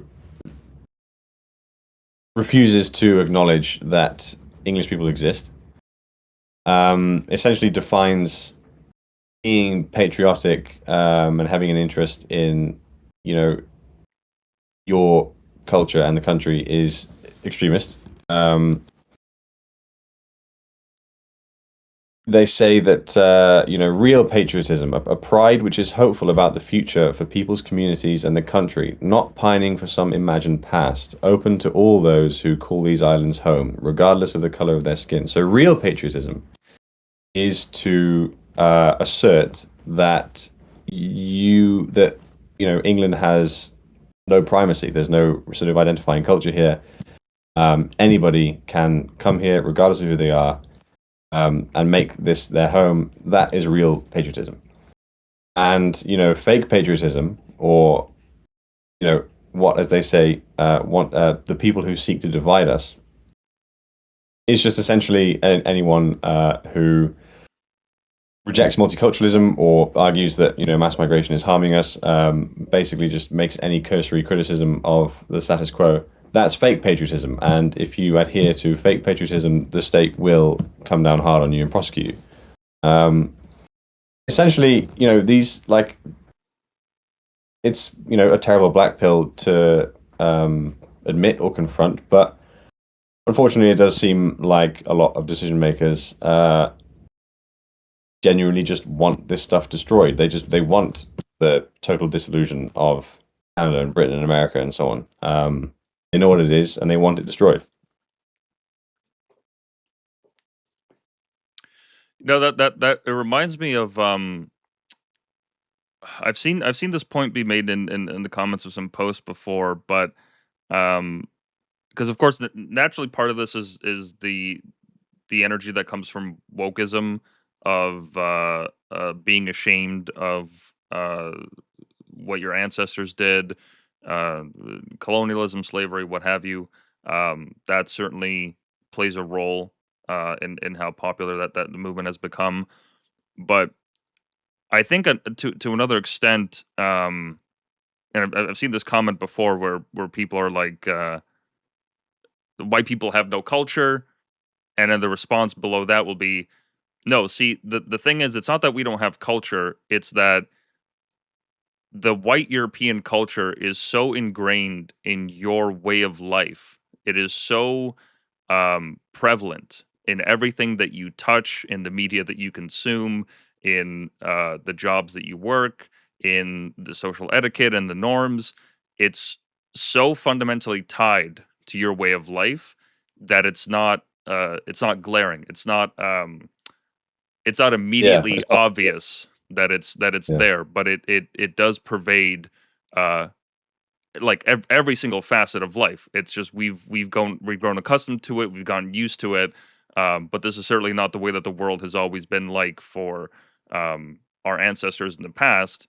It's just they were so successful at creating a dominant culture that it has completely taken over just about everything else in the West, just about every single system, political, economical, what have you, that we've kind of taken it for granted in a lot of ways. yeah. You know, essentially, modern civilization is a European, maybe even specifically British invention. Just to toot our horn. Um, so it's obviously very hard to, because, like, you know, these, like, you know, people will bang on about how it's like the defining feature of their culture to eat dinner with their family and stuff like that. And to Um, sleep on chairs. Yeah. Yeah. like it looks and feels different and everything, and it's like, yeah, okay, that's true. And it's like, okay, well, what do white people have? And yeah, it's not like glaringly obvious, but okay, well, basically every law that you obey is ours. Like everything that you as you say, like everything in every way that you interact with society, pretty much, we basically came up with one way or another. And so, it's like, what is white European culture? Well, you're looking at it, basically wherever you are on Earth, almost. All the good parts, anyway. Um, yeah, and yeah, obviously, this is kind of just the pervading um, attitude that we need to be guilty of that. Um, I think essentially this is just the divide between like the developed world and third worldism. It's just like anything other, it is just it's a faction that has its own interests and it wants something. And third worldism exists in direct opposition to the developed world.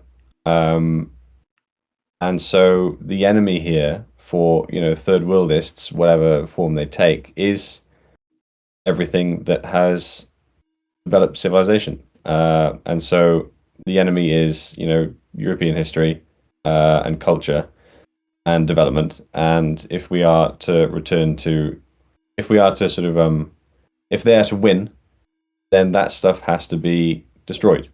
Um,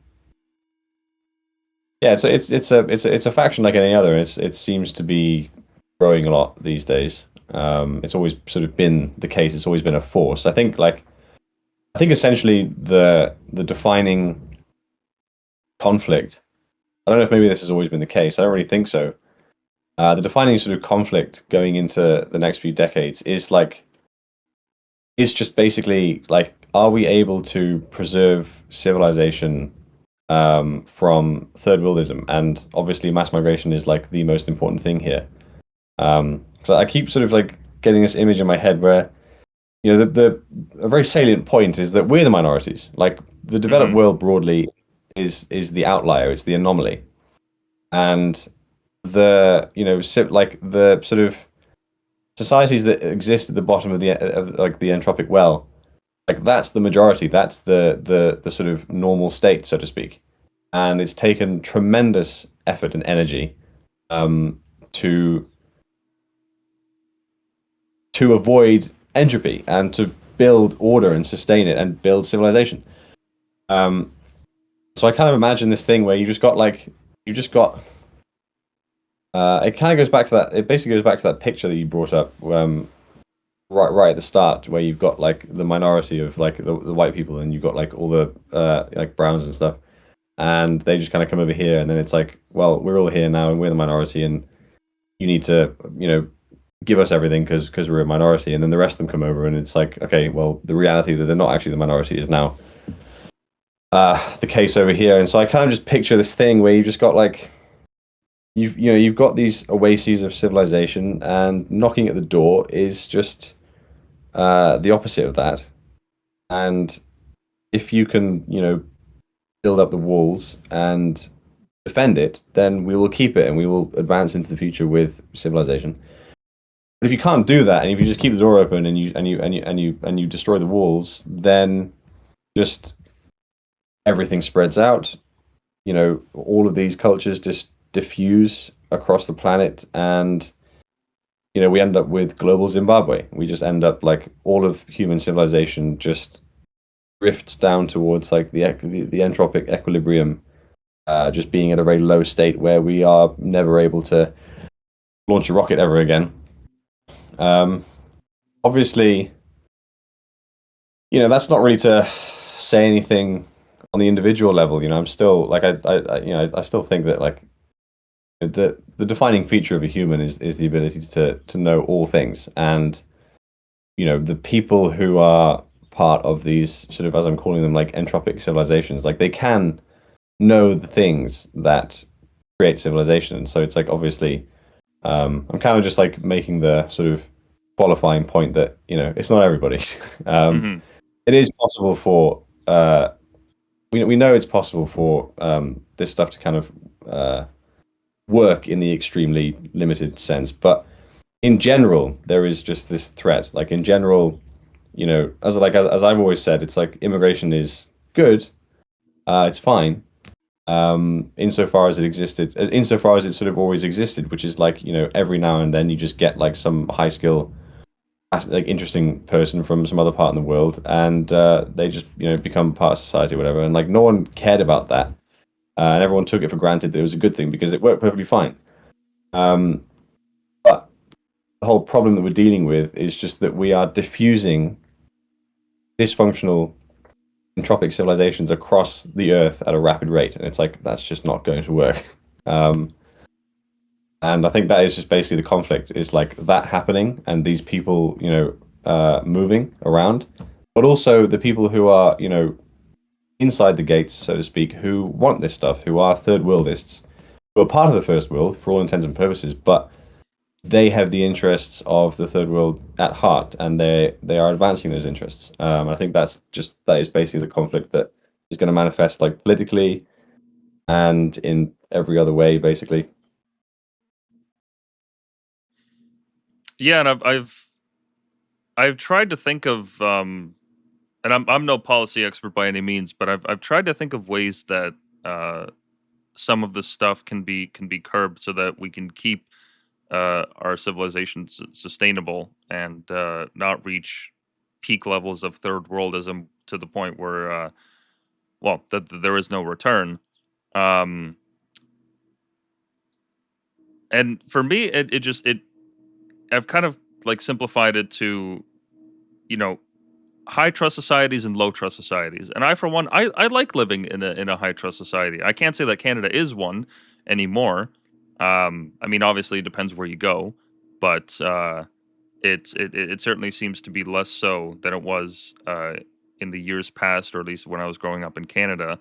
Um, and maybe a purity test is not what's needed regarding immigration, but I am genuinely surprised that we are not as stringent with the kind of people that we let in, considering the kind of laws that they have in these different countries.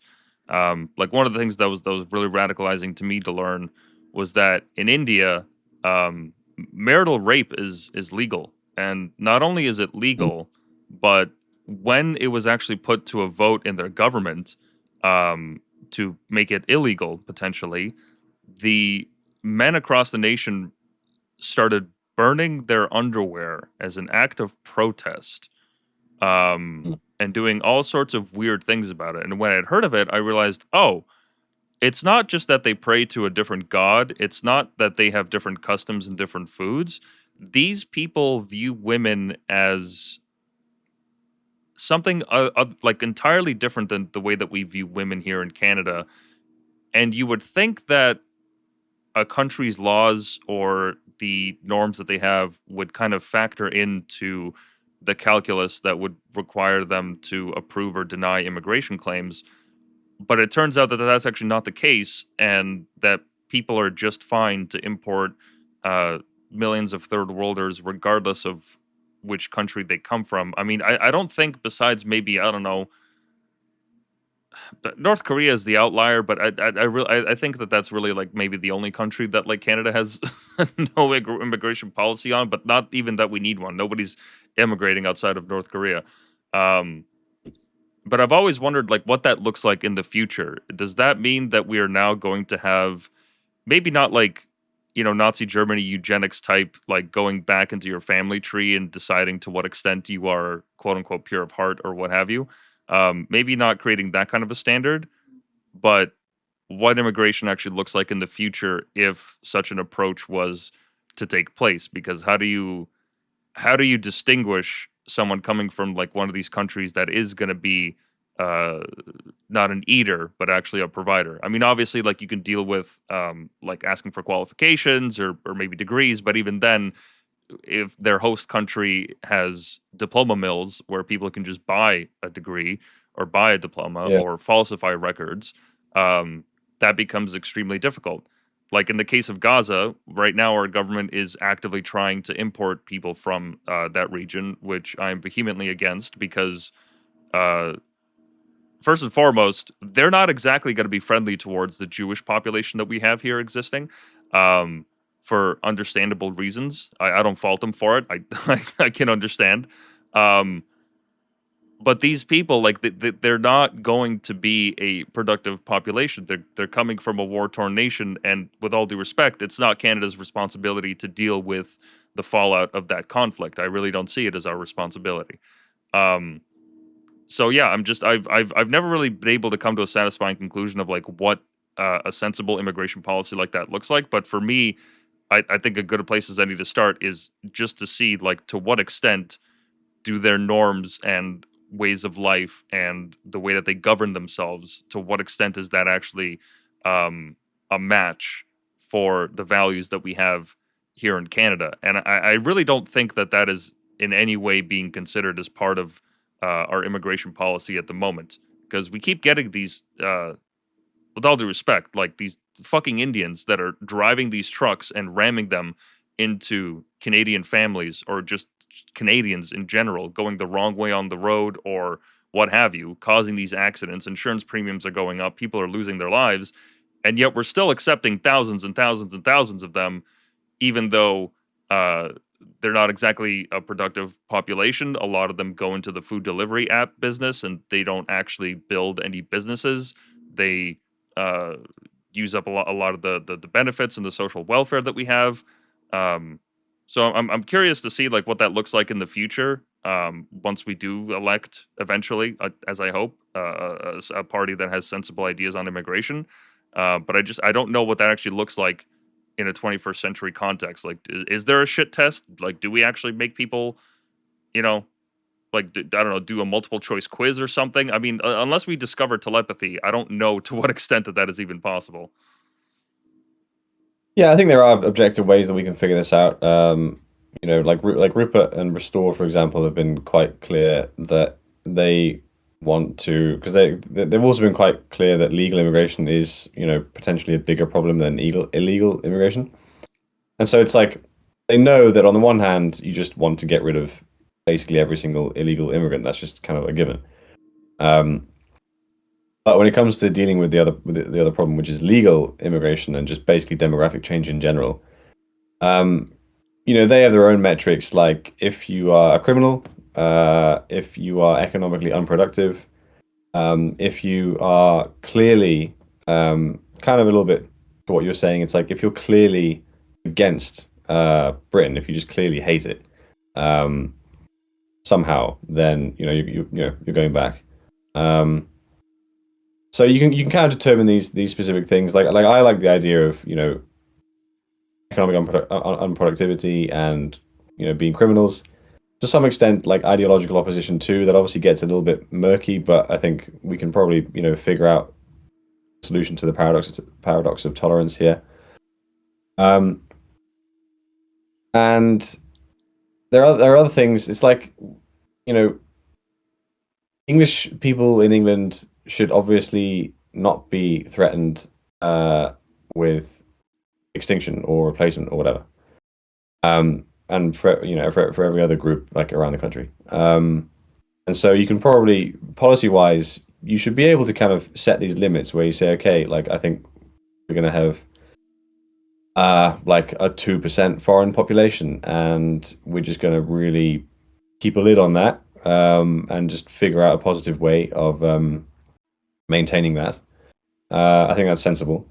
Um, and there are just like the thing is that like these different groups and things, um, you can already kind of select them out just by like using the proxy of things that they are already massively overrepresented in. So like you're going to deport like all of the economically unproductive migrants. Well, that just automatically means you're going to get rid of like Somalis and Pakistanis and Bangladeshis because they are not economically productive.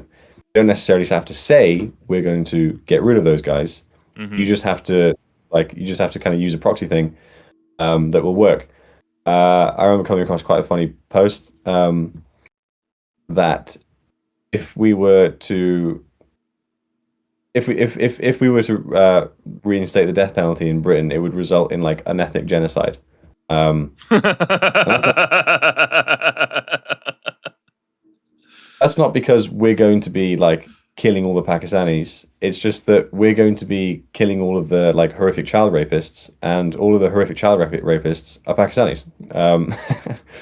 So we'll just end up killing loads of those guys. Um, so yeah, there are these like objective things that you can do, and they I should think they're fairly safe. Um, and then you can also just like you can just red list. Like it's pretty sensible like immigration policies to just red list countries. Like you don't need a single immigrant from Gaza, for example. Hmm. Um, I'm sort of starting to be of the opinion that you probably don't need any from like uh, Pakistan, Bangladesh. That's just most like that is just a very emotional thing for me because I'll read like the court transcripts of the grooming gangs and I just think like I I get angry and I just think okay we should not be dealing with this and the risk to reward is like so out of whack that I'm just perfectly happy like red listing all of these guys. Hmm. Not because necessarily I hate them specifically, but it's just like if we save, one child from experiencing half of the stuff that they've done, then it'll be worth it.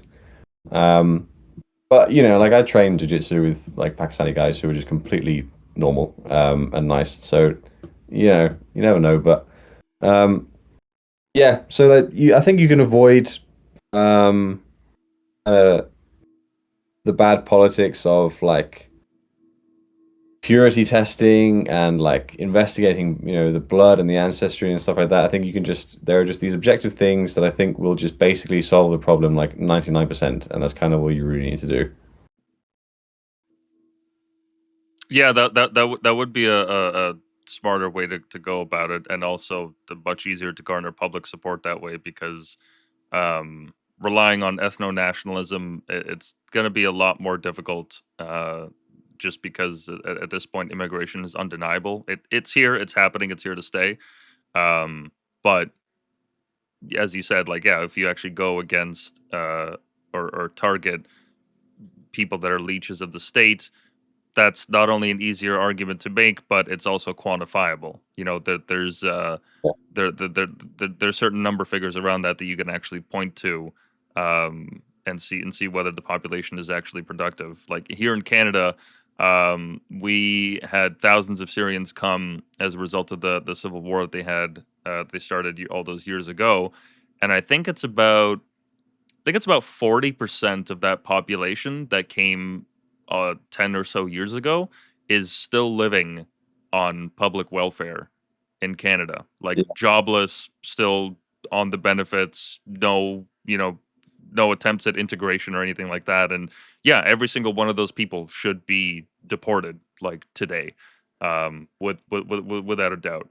So no, that would certainly be a useful metric to use. Um, and I think it's also helpful that we have people like Nick Shirley out there that are going around to these various ethnic communities, um, to find out who is actually productive or not. Um, and I think we're going to start to see more and more and more of that stuff. Like I believe that there's some guys in Australia that are trying to pull a similar stunt where they're going to, I forget what kind of benefits it is, but they're essentially going around to these benefits offices and doing the same thing that Nick Shirley did, trying to investigate like why is it that 10 of these same offices exist in this one little city block, and why are there Mercedes Benz and Bugattis parked outside when these people are working for the social service? That seems very strange. Um, so hats off to anyone that's doing that kind of work because that's going to pave the way to more and more of these scandals coming to light. Um, which yeah, I was sorely disappointed to see that Minnesota is not going nearly as hard as it should, regarding its deportations with the Somalians. Like that was a free win handed to Trump, and he just completely fumbled it for reasons unbeknownst to me. But I have hope that eventually more and more of this stuff is going to get found out. That it's just going to become undeniable. That like there's no amount of hiding it. It's just out there in plain sight, and it's only a matter of time until somebody in the position of power actually does something about it. Yeah. Right on. So this moving on to this other point here. So the Islamophobia definition. What's that all about? Like you guys are still trying to put that into like the legal code of what is defined as Islamophobia, or what's that all about? Yeah, pretty much. They tried to do it early on this has been going on for a while, one way or another. Um, 2018, the All-Party Parliamentary Group on British Muslims produced a definition saying that Islamophobia is rooted in racism and is a type of racism that targets expressions of Muslimness. Um, in 2024, the Tories declined it, but of course, in 2025, Labour pretty quickly resurrected this. Um, and they basically want to define like what is Islamophobia and therefore how is it like prosecuted. The original document that I shared a couple times on my account was basically just saying that like Islamophobia is really just any criticism of Islam and Muslims whatsoever. It specifically targeted like free speech and was saying that free speech is like not relevant here, and like shouldn't be kind of allowed basically in this regard.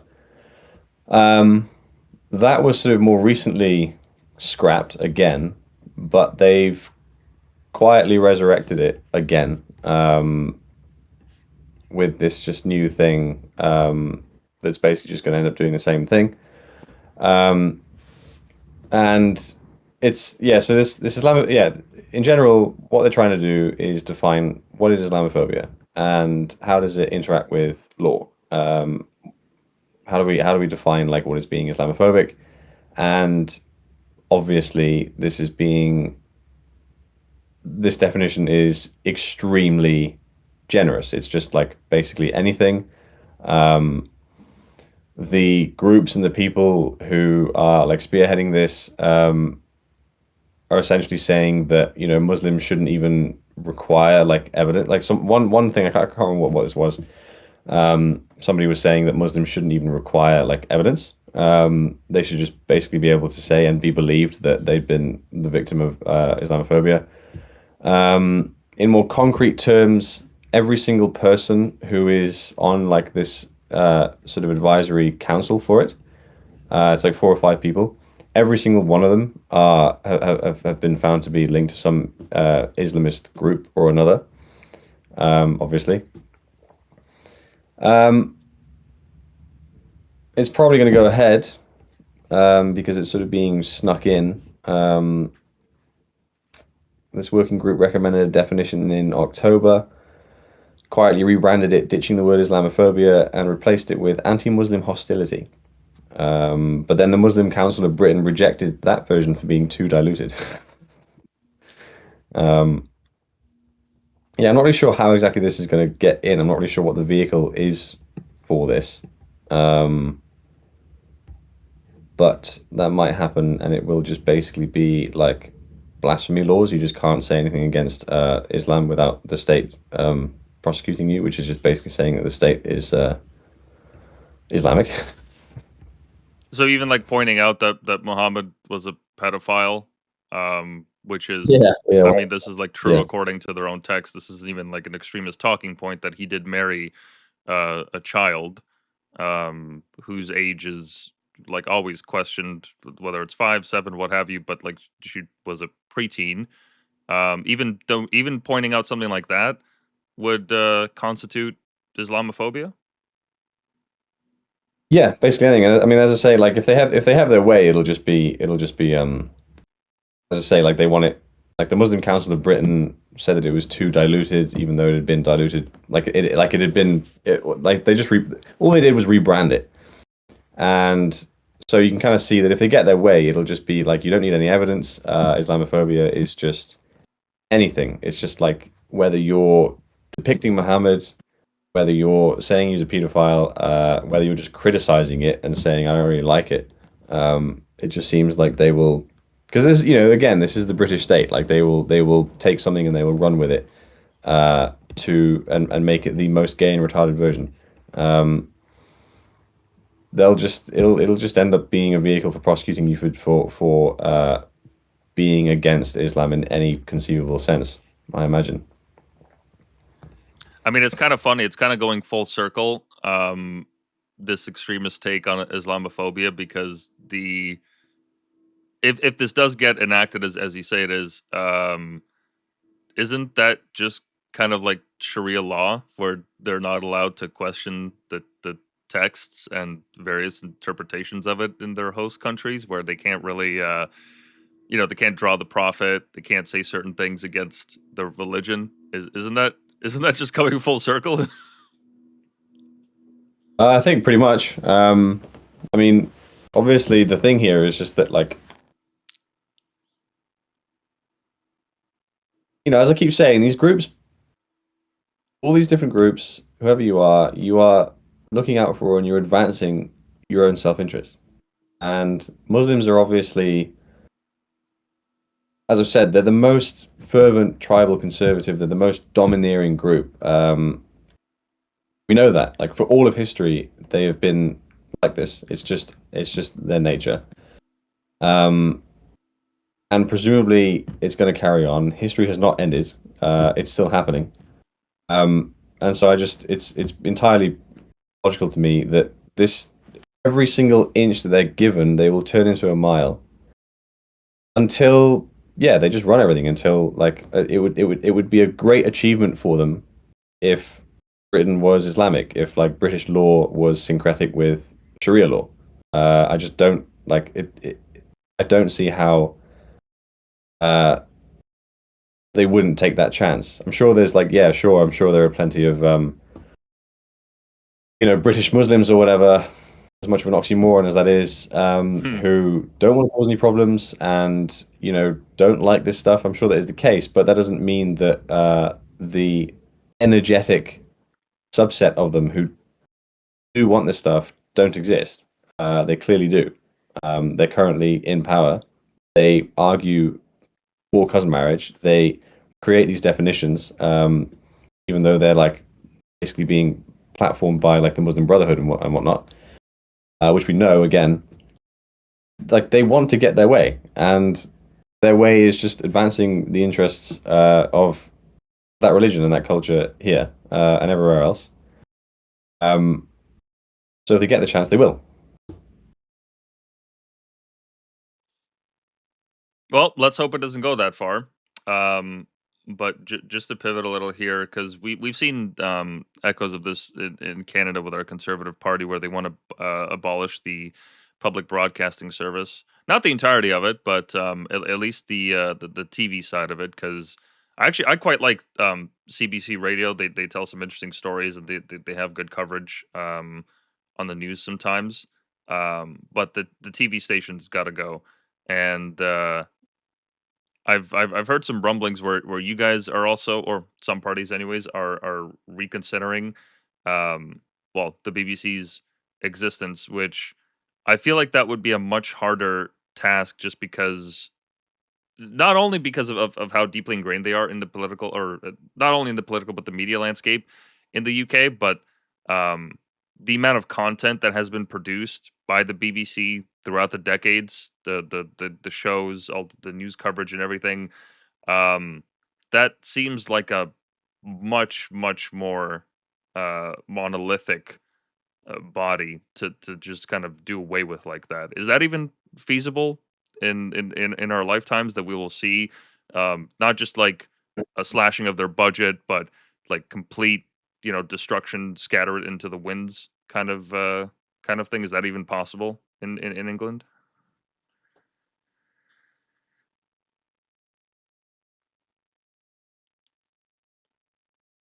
I think nowadays you have a lot more support for it. Like, the funny thing that I've noticed about the BBC is that it angers everybody. So, like, from where I'm standing, I can say that they are completely captured and they just do nothing but run cover for, multiculturalism and third worldism and, like, all the enemies of Britain. Um, but then whenever I see, like, I never see people on the other side of the aisle happy with their coverage either. Like, they put out some story and you see, like, leftists saying, "Ah, they're just unfairly, you know, they're so, like, unfairly biased towards, like some Israel Palestine coverage, and it's like, they're so unfairly biased towards Israel." And it's like, I don't see that at Mm. all. It seems to be the case that they're, like, totally biased against them. And yet they seem to somehow still be able to alienate the other side for exactly the inverse of what I'm seeing. And of course, the youth, younger people, certainly such as myself, we don't pay like the TV license for the BBC, so we're not even bothered about financing it already. Uh, so it's definitely like a younger generation thing. The more politically minded, no one likes them because no one seems to think that they are on their side, no matter who you are. Uh, and so, yeah, when Reform say they want to defund it and Restore say that they want to abolish it entirely, um, it's a government body like anything else. I think it's possible. You'll you would certainly get uh, blowback from the older generations, from boomers, from organizations who think it's like one of those things, kind of like the NHS, where it's a cultural pillar of British society. Hmm. Um, but yeah, I think there is a lot more support for it than maybe people realize. Yeah, because when you say that uh it's the older generations that are hanging on to it, it's the exact same thing here in Canada. I remember when I used to watch the CBC growing up. I always found it weird that the commercials were all about like Life Alert, like the system that seniors use so that when they fall, their phone Yeah. immediately calls 911. Um, like all these different commercials that like it took me some time to piece it together, but I realized, oh, but that's because that's their target audience. It's the boomers and it's the ailing population because those are the only people that actually watch it. I mean, yeah, like you go to your dentist office or what have you, and they'll just have it on in the background or maybe some other news channel. But the majority of people that are actually consuming this content are the aging population who are soon enough going to be on their way out in the next couple of decades. So it's going to be interesting to see what happens to the public broadcaster there. Um, but it's kind of a similar thing here, where the CBC was found by some Israeli influence group here in Canada to have given favorable coverage to the Israel Palestine conflict in the direction of the people of Gaza. Um, Even though, I mean, I guess to an extent you could make that argument, but the CBC has been left leaning for as long as I can remember. So I find that a little hard to believe, but maybe I just haven't watched enough of it. Um, but there have been some recent scandals where I think it was last year they had some hearings where the CBC came hat in hand to the government asking for additional funds because their $1.4 billion budget wasn't enough for some reason. Um, and the most embarrassing thing that happened during these hearings was that the top executives of the CBC were asked, okay, so you guys are asking for all this additional funding, but you're awarding bonuses to your employees, and you guys haven't turned a profit in God knows how long. Hmm. So how do we square that circle? How do we make sense of that? That doesn't really make any sense.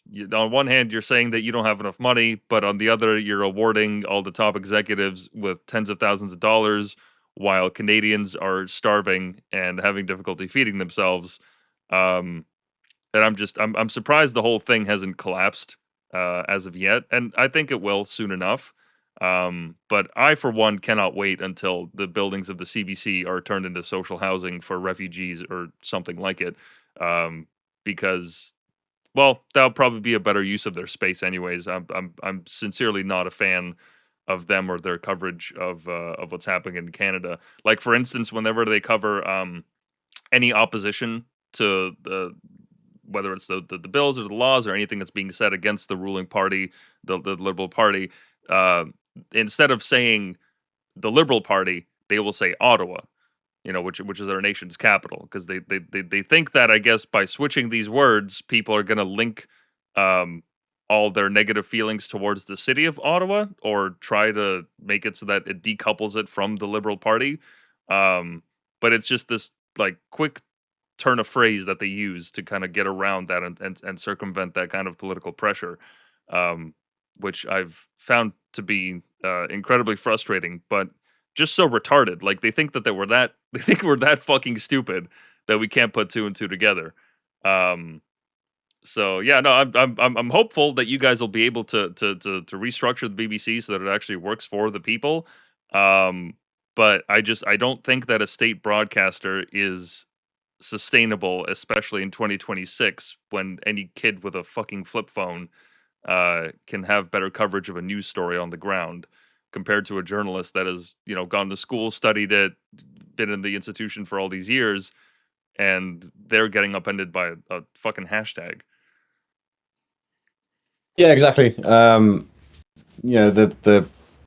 The BBC just being basically like an excuse for a poll tax where people have to pay a TV license to watch it, which is essentially just a tax. That's that. Yeah, that is obviously not sustainable because not least because younger generations are so much more skint. They're so much cheaper. They're so much more poorer. They're poorer. Why the fuck would they bother paying their money to a news organization that they don't even watch, or maybe they feel like it is like maliciously maligned against them. They just wouldn't, and so the BBC probably is losing a lot of money these days. Probably isn't sustainable. I think that is the important point, though, is restructuring it or repurposing it rather than getting rid of it. I think it's unwise to defund it maybe as reform say. Um, the British state pays money for way too many ridiculous things that need to be deleted. Destroy it like Restore want. I completely understand the sentiment, but I think it is just sort of it probably is good strategy to your enemy has built up something that clearly works one way or another. The BBC is um, it's kind of I'm trying to say like organizationally speaking, it is a useful thing. I think either way to have a state broadcaster is probably a good thing for the state. Of course, the BBC does just entirely run cover for the state. Um, take it and clean it out. All of these zealous ideologues who make it the thing that it is now, and just basically fill it with your guys and make it serve you. Like as you said, make it serve you and make it serve like people's interests. That's probably a better route to take.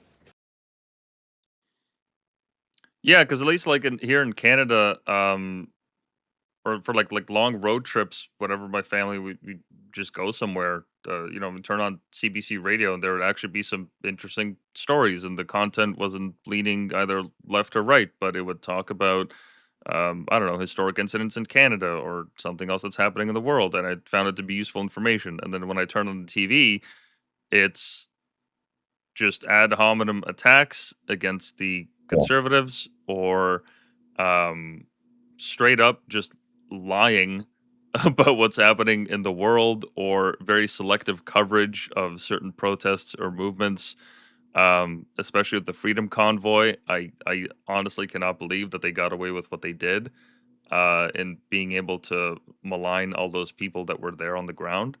Um, but I, for one, I'm excited for it to be destroyed. I think that keep the radio aspect of it. But this some of the arguments that have been made to keep it, they say that all the people in the remote communities, how else are they going to get their news? As if like fucking internet doesn't exist, as if Yeah. Starlink isn't a thing. I mean, it's as if these people can't get their media elsewhere. I find that argument to be the least convincing. Um, and I think really the only reason that it's being propped up is because it helps the party in power that's been in power for a decade plus now um, to have political cover. And they obviously need that. So they're going to do everything they can to stymie any effort to remove them from their level of media influence. But I mean, you can only sustain that for so long until the people get frustrated. And when they had those hearings recently of that employee that was fired, it kind of blew the lid open because he straight up said, yeah, they had a blacklist of guests that they would not invite. The majority of them were conservative. The man himself, he was fired for trying to secure an interview with the opposition leader, I believe. Um, there was all sorts of things that came out. They even had, I can't believe this, the CBC built a crying room in like their headquarters so that instead of Mm. going to HR or like complaining to management so that your claim gets escalated and something is actually done about it, you were essentially incentivized to go into this room and vent your frustration, which is the most cucked thing I can think of. I mean, I cannot imagine as a grown man going into a room to cry, a specifically designated room to cry my grievances out. I mean, I'd rather just like fucking punch a wall or something. I don't understand how that's even Yeah, like a something that was monster. built. Yeah, lift some weights. Literally do anything else. Like literally do anything else. Throw eggs at minorities. I don't know. Listen to Linkin Park. Exactly. Exactly. Literally anything else. But yeah, they had like one of these crying rooms, which I couldn't believe that anyone's tax dollars even went to supporting anything like that. But yeah, I think in due time it's gonna be destroyed, God willing, because that Inshallah. whole that yeah, inshallah, that whole operation is a fucking it's a cesspool.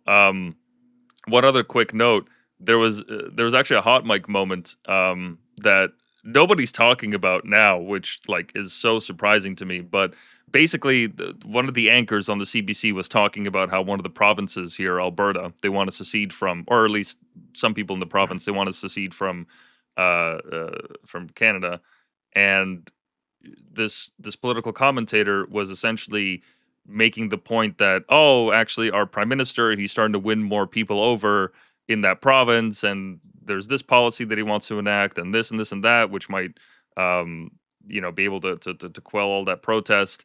And then immediately after, her mic feed wasn't cut, and she says it's all made up anyways, and like laughs. And we don't know the context of that. We don't know if like a producer was in her ear or what she was saying, but like this was caught. Like people like took videos of their cell phones, rewound the TV, and like it went viral for a hot second. But like nobody in the CBC has mentioned it. Nobody said anything. And to me, I was just like, oh, we're living in a fucking Looney Tunes world. This is crazy. Our state broadcaster is coming out and like straight up saying this is all made up anyways, and laughs, and there's no investigation, like nothing. I was floored. I couldn't believe it. I mean, that is like such high levels of a cover up that I can't even imagine what level of cognitive dissonance it would take to justify something like that. It was crazy. Hmm. Yeah, it in some ways it reminded me of how the amount of mental shielding that people in the BBC had towards Jimmy Savile, and when that Yeah, scandal broke, how many people had defended him and his position. Um, I was dumbfounded by it. yeah,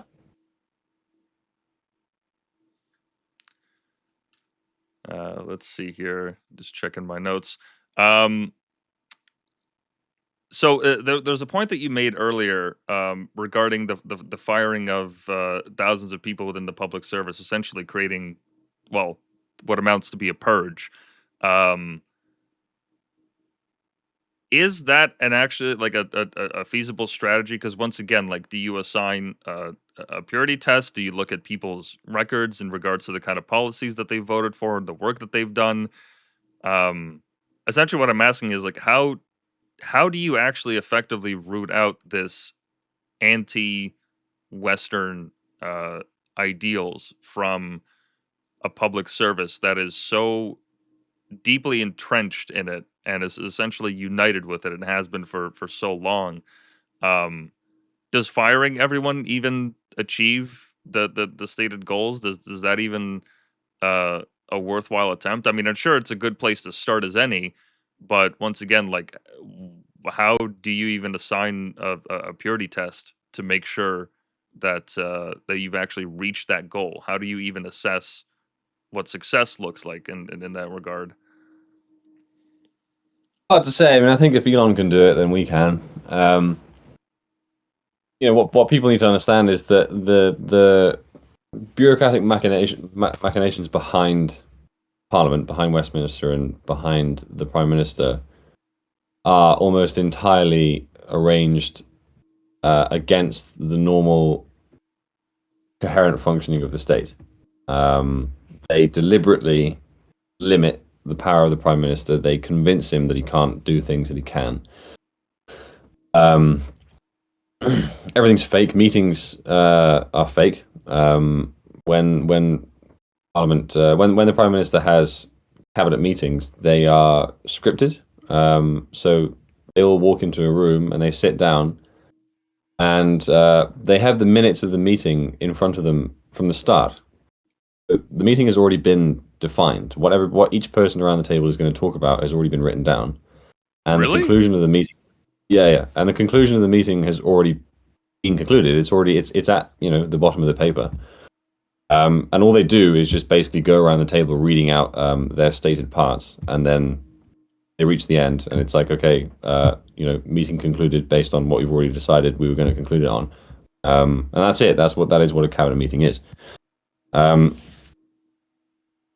things how papers reach the prime minister's desk is like, the civil service, the people behind, like the people who are responsible for papers reaching his desk, like things will be arranged in such a way as to prioritize things, because he, like, the prime minister just signs off on stuff, but obviously he doesn't have the cognitive bandwidth to be like reading every single piece of paper and determining whether what he's signing off on is good or not. He is just at the behest of everybody who has produced that paper on his desk, and so obviously, so what happens is, papers are sort of arranged in such a way as to maximize, certain people getting what they want, and the prime minister just signs off on stuff. What generally happens, like the majority of the time, what's happening is he's signing off on some person in the civil service or parliament or whatever being just repositioned somewhere.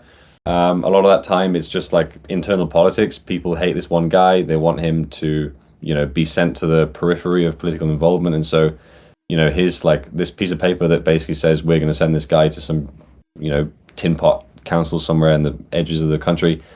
Prime minister just signs it, doesn't read it. This guy gets sent away.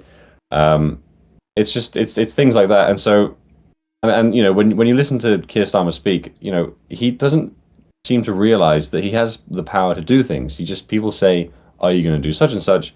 And he says, "We're going to, figure out if it's pertinent to the time and whether or not we have, such and such thing in place." Blah blah blah. Basically, he just defaults to, like, we're going to go back to the civil service and everything else, and we're going to figure out what we can do and what we can't do. And it's like, you can just do it. You're the prime minister. You can literally do whatever you want. But he doesn't realize that. Boris Johnson, he's had some interviews recently, of course, being the man who was responsible for the Boris wave. People aren't happy with him. And he's had a few interviews recently where people have been grilling him about the Boris wave and just saying, hey, what went wrong? And the majority of the time he has just sort of passed it off and just kind of mumbled and not really given any kind of straight answer and just said, oh, I don't know. The one time he did actually give an answer that seemed to suggest what had happened was he said, oh, I don't know, but I do remember the Treasury were speaking to me and they were saying that, to keep inflation down and to make sure that in the post-COVID sort of restructuring, we had a labor force and people to do work, we needed lots of immigrants. And so he's basically what he's basically saying is that the Treasury told him what to do, and then we got the Boris. So, people need to kind of understand that. And this is sort of not quite answering your question yet. People just need to understand that there is this hive mind that exists behind Parliament and behind the Prime Minister that is orchestrating everything in a really weird way, and that needs to be destroyed. How do you destroy it? How do you know that you destroyed it? What are these metrics? No, as I say, it is hard to say. The civil service is supposed to be apolitical. Civil servants aren't like Tory civil servants or Labour civil servants. They just, if you're in the civil service, you're just one of the like hundreds of thousands of pen pushers who just create the functioning of the state. You either are working for Labour or you're working for the Tories, and you just do your job. You're not supposed to be political in any way. But of course, that's not really the case. Like the civil service is political. It has its own interests, its own sort of emergent interests, its own emergent politics. Obviously, that is basically like left status quo. It's the breed of person that has brought us to this point. How do you test for that? How do you get rid of them? I don't know. I mean, it's just like, you know, on one hand, I think if you were to just put them all against a wall and fire like every second guy, you'd probably solve half the problem. But you obviously you obviously can't like do that. Maybe there are ways of testing it. You just get people to like like Elon did. It's like, can you actually do the job? Can you produce to me on my desk evidence that you are working, you're productive, and I should actually keep you here. If you can't do that, I'm just going to get rid of you. I don't really know what like the allegory of that for civil services, but it needs to happen. Like either way, all I know is that it has to happen one way or another. The civil service and this whole nebulous machine that is at the end of the day running things needs to be destroyed or massively reformed. How we go about that is a good question. I don't really have the answers, but it has to happen. Yeah, no, fair enough. It's not something that uh, one could answer, even if we spent the entire podcast talking about it, because it almost seems like an insurmountable task. I mean, it is essentially going against the quote unquote deep state, which is now no longer a conspiracy talking point, but it is actually a lived reality for many nations. Canada certainly being one of them. For us, it's the Laurentian elite. Um, like the best instance that I could remember was during the final debate on in the last federal election that we had last March. Um, there was a question that was posed to the candidates whether they were going to uh, alter the program of it wasn't safe supply, supply management. So supply management is this idea in Canada where our egg farmers, milk farmers, and I think there's another body, but at least those two um, have certain quotas that they have to fill in regards to the production of their goods, and they cannot go above their quota lest they be fined by the government. And the problem is that this is a communist approach to fixing prices of commodities that are used by everyone in Canada. I mean, everyone uses milk and eggs. Um, and so what ends up happening is the price of dairy in Canada is much, much, much higher than it actually should be. And what happens when farmers produce too much product is that they literally have to turn on the tap and leave it to dump into the ground. So we are quite literally during a time when food bank use has never been this high in Canada's history, and about 30% of, I believe, students are having to skip meals, not because they're getting up for exams at the last minute and taking a Red Bull to class, but no, like because they literally cannot afford to eat. We are dumping quite literally thousands and thousands and thousands of liters of milk into the ground, and God knows how much other like food we're wasting. But anyways, back to the debate. When this topic came up, every single party leader said they would not touch the program, they would not affect it, they wouldn't do anything about it, even though previously, they were glad to speak on food insecurity and how we need to make all these different changes to the social programs and whatnot. But when it actually came to changing this one fundamental thing that would actually create a marketable improvement in the quality of life for people, they decided against it because there is a huge milk lobby and an egg lobby that exists in Canada that nobody really likes to talk about, but it exists under the surface. And they lobby the appropriate politicians and get the right pieces in place so that they can keep protecting their high prices and keep getting the kickbacks from the government and what have you. Um, so it's quite ingrained here as well. And I don't know if there is a single or even like a path to solving this without, as you said, just firing the majority of these people that are involved in these processes. Because How do you deal with the lobbying? How do you deal with the politicians who actually uh, want to keep perpetuating the system, regardless of how popular or unpopular it may be, or how it's hurting the population? Um, to me, I find that at least one framework that certainly helps me navigate this is starting from first principles, just to think, okay, what is it that we can define as whether it's policies or arguments that we can make on behalf of the Canada First movement. What does it mean to be Canada First, right? What does it mean to consider the citizenry above everyone else?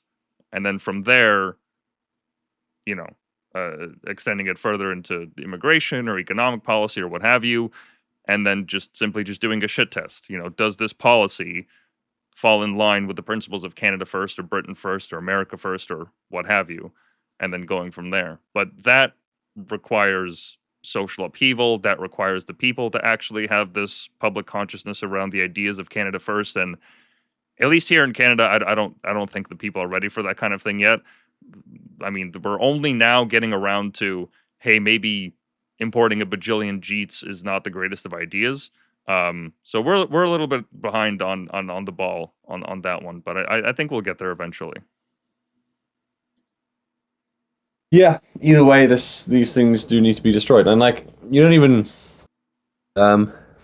obviously something like Canada First or Britain First is like an inherently right wing coded thing, but this kind of stuff doesn't even need to be politically particularly political. It's leftism in its most lukewarm form is just empowering the worker, increasing the size of the state, essentially. Um, Increasing the size of the state and, sort of quote unquote empowering the individual sort of through, different progressive policy. But it's just like, and that, but that, that to then take that and you can still use that justification and say that you want to, close the border or fix the price mechanism. A left-wing government doesn't have to obliterate the price mechanism by forcing farmers to dump their milk in the ground, because one way or another, it's in the interest of it's like, okay, you're going to reduce the profits of farmers if you remove this artificial price limitation, but that's going to be in the interest of students and people, and it's going to reduce the cost of living, which is a perfectly consistent left-wing position. This stuff doesn't need to be political, and it's very unfortunate that we've ended up in this situation where such extreme things, like closing the border, is now, or even just controlling the border really at all is framed as this. I mean, certainly in Britain, as we've like already been talking about, is framed as this like extremist position, or just broadly like a very sort of hard right-wing position that is untouchable for a certain kind of government or party. And it's just not the case. Things were a little bit more sensible back in the day. You kind of, to be Canada First or Britain First, it's like it's just such a basic principle to look out for the interests of your country and your people. And you can argue till the cows come home how you do that, whether the state is big or small, whether the economy is more planned or less planned, whether there are more unions or less unions. But it's like all of this is still in the interest of the citizen, ideally, depending on the outcome. But that's the objective, that's the goal at least. But what we're ending up with is these people and these parties and whatnot who are manifestly against the interest of the citizen. They just think that, like, in Britain, it's like the rights of an English person just do not exist anymore. The cultural identity of an English person just doesn't exist anymore. It has to be destroyed, and we have to all of this effort into empowering individuals and improving your livelihood is expended not on you because you don't deserve it, but on just like this foreign student or employee that we imported. You have to the line and submit to the total eradication of anything that you can like coherently call yours, and you just have to be a citizen of uh, an undefinable state. And that's just like, yeah, as I say, it's unfortunate that we're in this position where you can't even discuss pursuing the interests of your country and its people without that being somehow untouchable or extreme or whatever. Yeah, because you are right. Like fundamentally, it doesn't have to be a politicized issue. I don't think there's really any positive argument to be made for anyone supporting government waste. You know, if the idea for leftists is that, you know, we want to support refugees and new immigrants and whatnot, it's like, well, yeah, well, if we are going to do that, we need to have a coherent system that actually provides benefits to the right people that need it most. And so therefore we can't have leeches on the system. Therefore we can't have fraud. You know, we can't allow for that kind of thing to happen if we're going to open the doors to the third world and allow people to come here from war torn countries, if that's the argument that they're making. We have to have a certain standard that we hold these people accountable. Like you, for instance, we've had incidents where people have come here as refugees and then only to find out they actually go back home for vacation in the country that they're a refugee from. Which, how the fuck does that make sense? If your country is so war torn and dangerous that you can actually go and vacation there, very strange. Um, or even incidents of like uh, student fraud. Like we've had these diploma mills pop up in the last couple of years where these Indians, they come over as international students, quote unquote, um, and then it turns out that they just paid for their degree, and now actually the students themselves, the same leftists that were defending them, are now being hurt by it because the student loan system has been completely restructured. Before, it used to be, I believe it was 85% grant and 15% loan. So the 85% they wouldn't have to pay. But now it's flipped to, I think, 70-30, where now their student loans comprise 70%, and then the grant is about 30% or so. And the only reason that that existed is because uh, all these new immigrants and migrants and refugees and what have you, international students that came over, they were abusing that system. And so the same Mm. leftists that were arguing for these people to come over have now been fucked over by their own, well, by their own decision making and the votes that they put up in the elections. And now they're complaining, oh my God, why is the government doing this? Why are they taking away our student loans? Well, because the system was unsustainable. And Yeah. maybe enough of them will wake up to that and realize, okay, maybe we should actually be more stringent with it. I don't really have a lot of faith on that front. Um, but I think eventually, once you encounter enough of these speed bumps in a road, whether it's with Indians or what have you, it'll wake the right people up. Like right now, there's even some talks about getting a stand your ground law enacted in Canada, where people are allowed to defend themselves and their property, which is currently not legal. You actually Mm. have to use the same proportion of force as the person that's invading your home or causing you harm. So if like a robber came in with a baseball bat, I can't use a gun. Um, if he came in with, you know, no weapons, just his hands, I can't use a baseball bat, and it has to be proportional. Which I don't know how, when you wake up at 2 a.m. in a stupor, you're supposed to evaluate that in those microseconds, and like trying to defend yourself, your family, your property, and then also to have to ask the person that's invading your house, hey, what kind of force are you using? I just want to make sure that I'm proportional to that.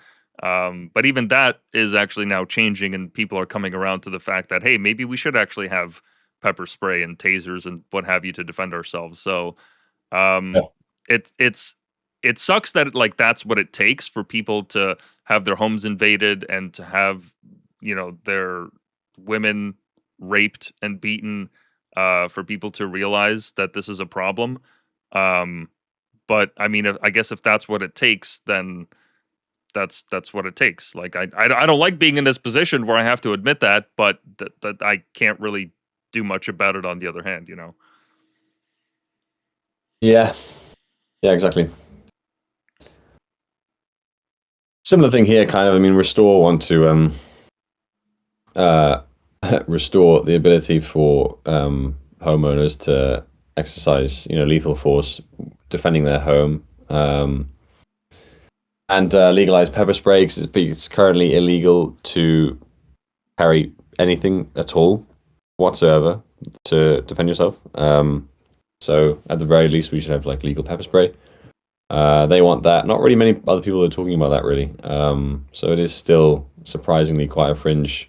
Like in politics, it's still surprisingly quite a fringe idea. But of course, it's taken an awful lot to get here. Obviously, nowadays we just have like channel migrant rape after channel migrant rape, and people just having their homes broken into.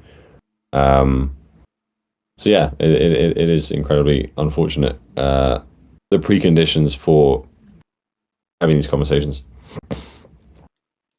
Well, one thing I will recommend. I don't know if you guys have this in the UK, but I managed to get myself one of these. Not pepper spray, okay, for fucking CSIS or whoever's watching this.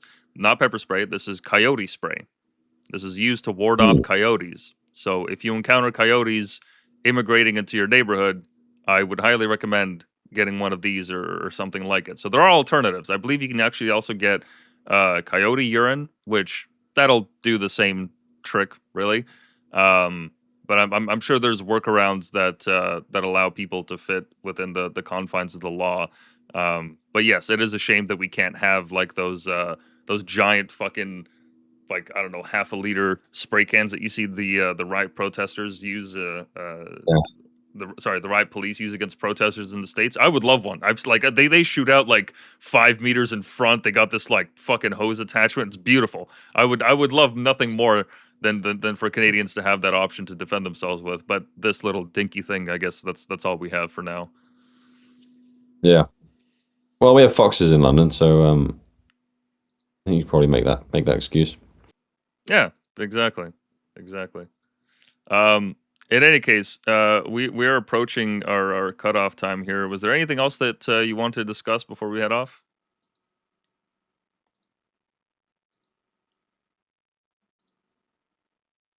No, I think that was pretty much everything.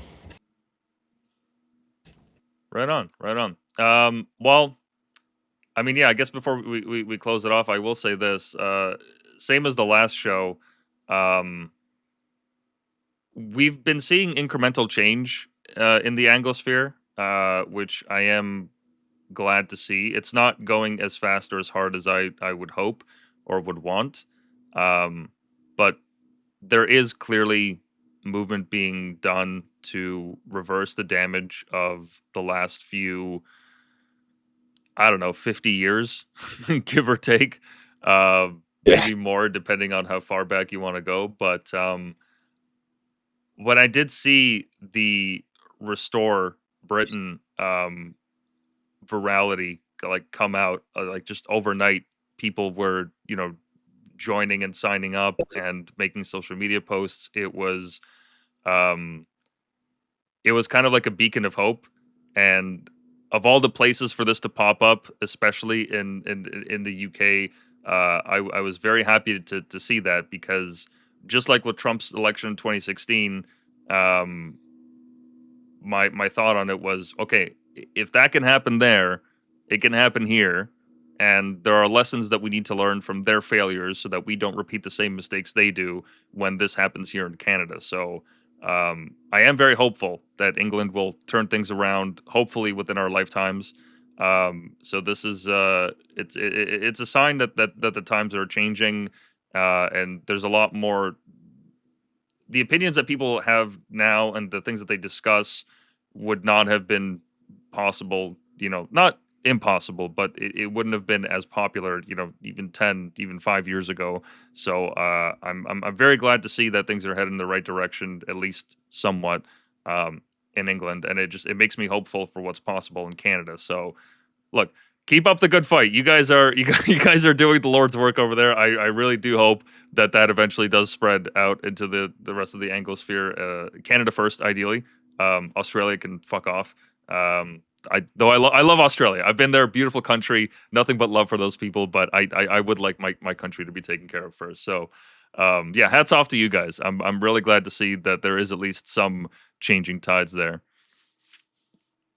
England will prevail. England always prevails.